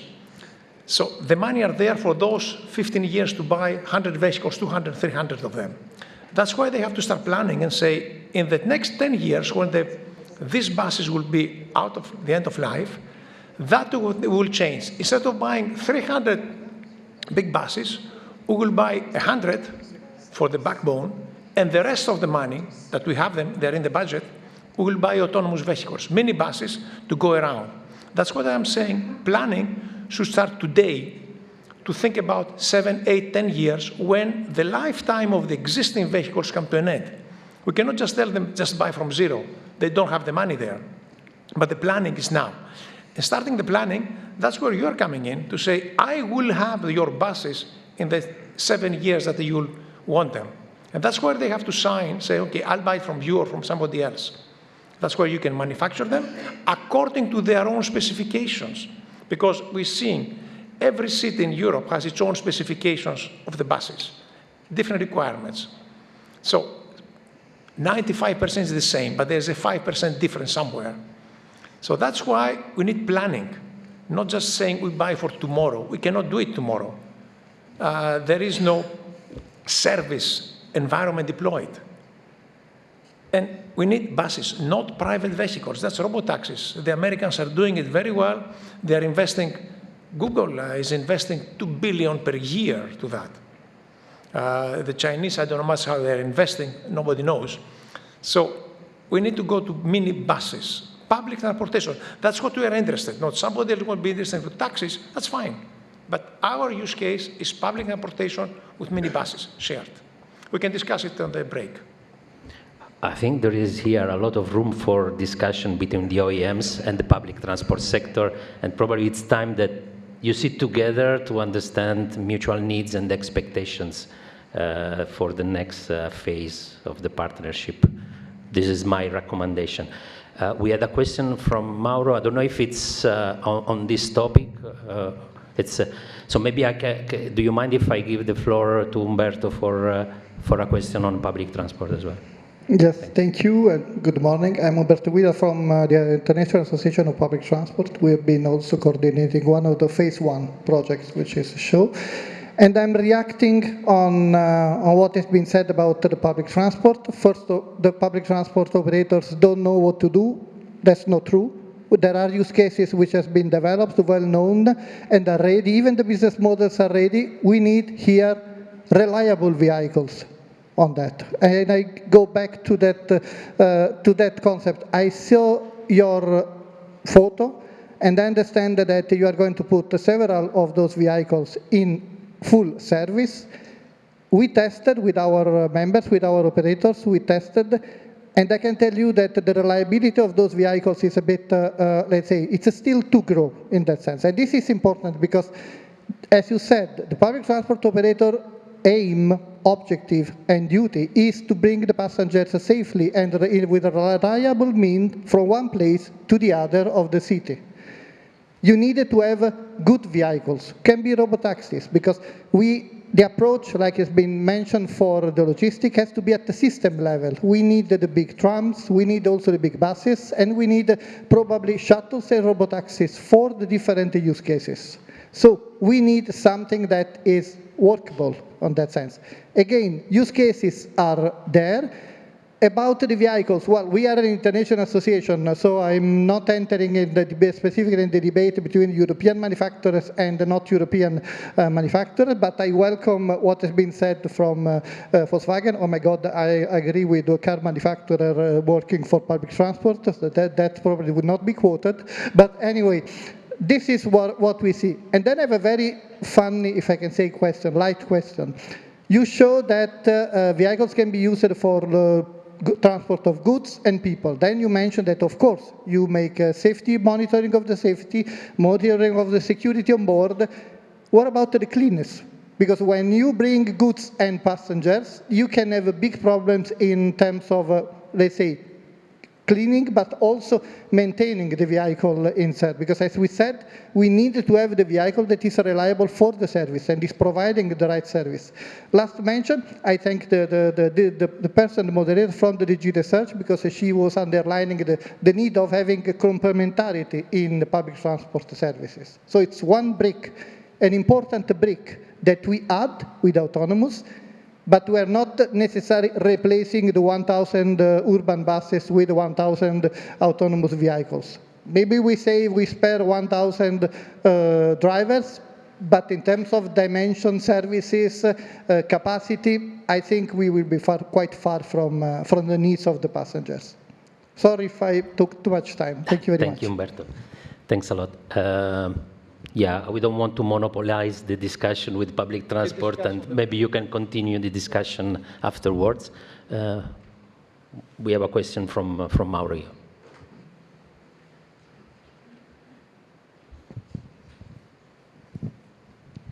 Thank you. Mauro Dell'Amico from ICOR, Italy. I have a less ambitious question than the previous one. I am a professor at university, so I am on the side of the basic research, and so I will stay on this side. I have a question from a double question, a question with two sides, mainly for CONDUCTOR, but also for the other projects. From one side, as an engineer and a mathematician, I have a technical curiosity.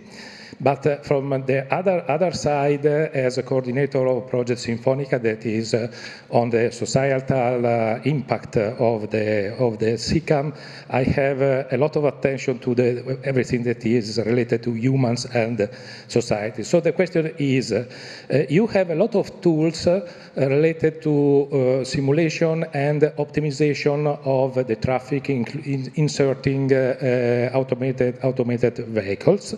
And if I understand correctly, you base most of your result on policies related to prioritization of the vehicle. So you give priority to some kind of vehicles. The technical question is, how do you think that you can implement it? You need a larger street, dedicated lane, or other kind of priorities. So what do you have in mind?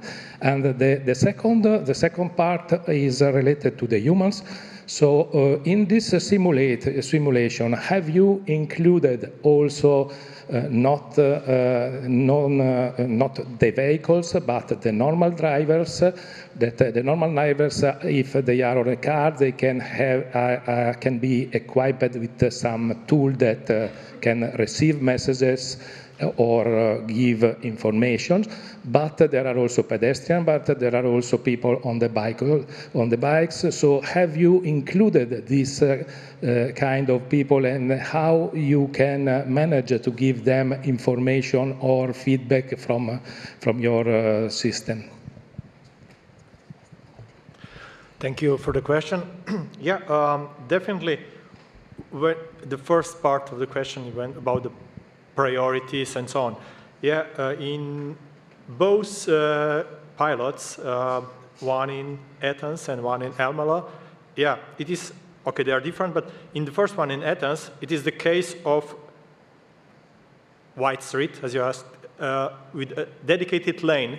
I mean, it is a mixed-use lane, but in the situations when it's a rush hour, when there's a bus approaching, etc., the lane dynamically is available with the use of the signs only to the bus. So it opens the lane for the bus, and as soon as it passes, it is again available to the others. So it also the occupancy of the street is, let's say, improved by this. So priority is based solely for the public transportation. In this case, it is achieved by the traffic signs, and yeah, let's say no additional road works are needed to extend the streets and so on. Like in other cases, in other cities, it's the case that there's a dedicated lane and it's only for buses, and it's, to be honest, most of the time, empty, I mean, most of the time when there's no buses. But here it is like a mixed traffic, to say so. In the case of Almelo, it is the priority achieved for the mainly in this use case for the truck drivers. It is one of the, let's say, main roads towards the industrial logistical part of the city, and there's a lot of traffic, truck traffic, and with the system that they have, there's let's say, there is an application that the driver can have, and it just either requests, I'm approaching one intersection, and then the green light will appear either more quickly or will be kind of delayed, so just to catch him, this truck. So this priority is based on, again, the infrastructure is the same. It just calculations, to say so, as you said, algorithms behind what is the optimal timing of the green line for this and the next few trucks. And from the user's perspective, the second part of the question, yeah, the users are informed. Let's say in the Athens case, to say so, the users are informed by the, let's say, general announcements for the, not saying now particularly for this lane priority, but for the multimodality, they are informed by the system what is the arrival time of the next mode that they need, etc. In case of, for example, Almelo case, yeah, there's an app I mentioned, so the user sees, okay, I will get or I will not get the green light. It might happen that there will be no green light, although that I requested it, because, of course, the intersection has two directions, and there's always some kind of a compromise. In use case 2, for example, of course, the users are those that are being transported from point A to point B, and yeah, they communicate via app in this case. Again, they request the transport, they are informed when they will be picked up, and so on. And similar is also for the use case 3, when we have this mixed people, goods, transportation. Again, there is user communication, and yeah. Hope I answered your question. Thank you, Gregor. We have a question from Bastian. Yes, my name is Bastian Krosse from TNO, also co-leading the Cluster 3 on validation. I have a short question. The title of today is Large Scale, and I think with all the projects that you are coordinating, you are already doing small to medium scale activities. But the question is, how do we get to large scale? So I would like to have some short answers from you. What are the key success factors to come effectively to large scale, with all the knowledge, all the experience that you got over the last few years, next to the 30 billion of ARIA?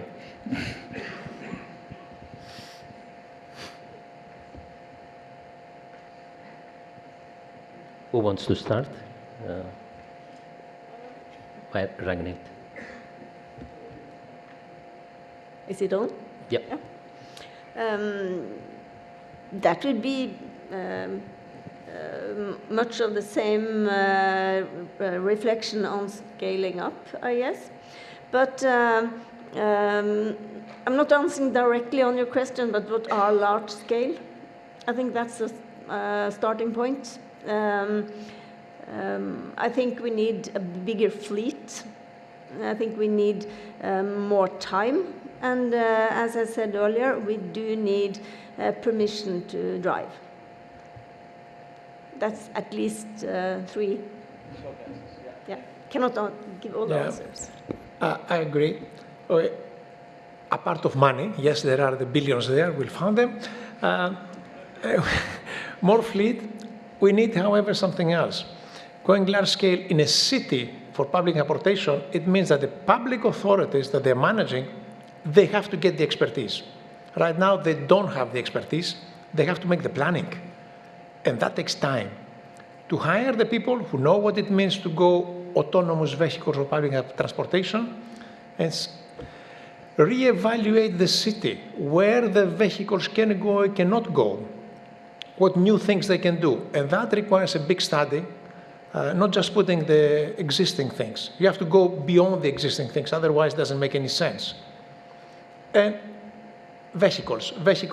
Somebody has to provide them, hundreds or thousands of them. Buses, not, to our opinion, not taxis. That we have the service, it is there. It's not what we need. That will not solve the congestion of the city. And of course, all the know-how for the peripheral.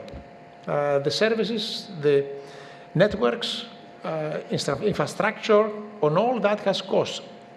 Even the charging stations, they have a cost in the old cities of Europe. Not so easy to install all the cables in the old city. Very complicated, so that needs planning. So planning, and hopefully large scale. So we can focus on the low-hanging fruits, right? So we can focus on areas like the US did it, and they started doing it. They focus on states that they have more flexibility in terms of regulations, and as Rakhnik said, so in terms of the permission to drive, in terms of regulation. So I don't want to also, in terms also of the use cases. So maybe we don't have like one solution that fits all, but in some areas, if we have the vehicles, if we have robotaxis ready, we can focus on areas that are more prone to use those robotaxis. So if we have the infrastructure in place and the vehicles are also in place, we can focus on those areas. If we have some other areas that are more prone to use public transportation, so we can focus on those and not mixing them. That's my short answer. Thank you for the answers. Yeah.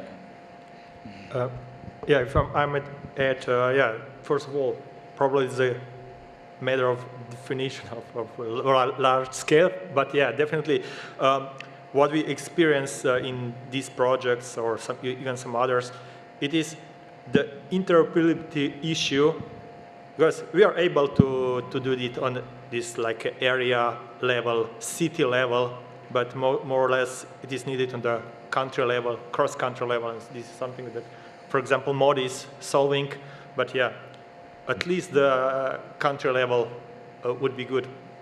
Not mentioning some small countries like mine is, but I guess some larger countries. Thank you. Yes, but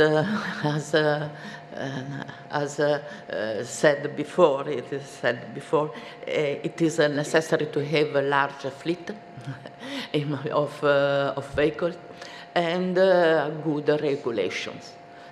These are the main aspects, that, in my opinion, that we need for obtaining a very large integration demonstration. Thank you all. We are at the end of our session, and I would like to give the last words to Suzanna. Thank you very much, Guido. I think this was a very good question to round up this panel discussion, to hear from each and every one of you some final thoughts on what is the tipping point as we now move towards these large-scale deployments and demonstrations. Maybe just one word, because when the word regulation is mentioned, of course, my European Commission spidey senses are tingling. So just maybe a couple of words on that. I think it's an excellent point. I think it's also a very challenging one. How do you keep innovation flourishing, but also have a robust and also a flexible legal framework, regulatory framework? So a lot of work has been done on our side of the European Commission to foster that and to able to put this in motion. More work is, of course, needed, and then the question arises of what type of regulation are we talking about, and also at what phase? Because when we're talking about demonstration, which is the title of our discussion today, we're also talking about deployment, but these are two different phases. What type of regulation do you need for each of those phases, and who do you need to get involved? And we've also heard a lot of need to involve the public authorities, public transport operators. So at what level do we need to make some concrete action? And so I'm very happy that indeed with the CCAM partnership, we are not just doing the research, but also moving this work towards demonstration, which is now the next phase, but also towards deployment and bringing everyone together, which is, I think, a really nice aspect of our discussion here today and of the discussions that will continue also now during the break. So without further ado, I will close now this session. Thank you very much for joining and for participating. Coffee awaits in the hall, and again, we look forward to discussing more with you. Thank you.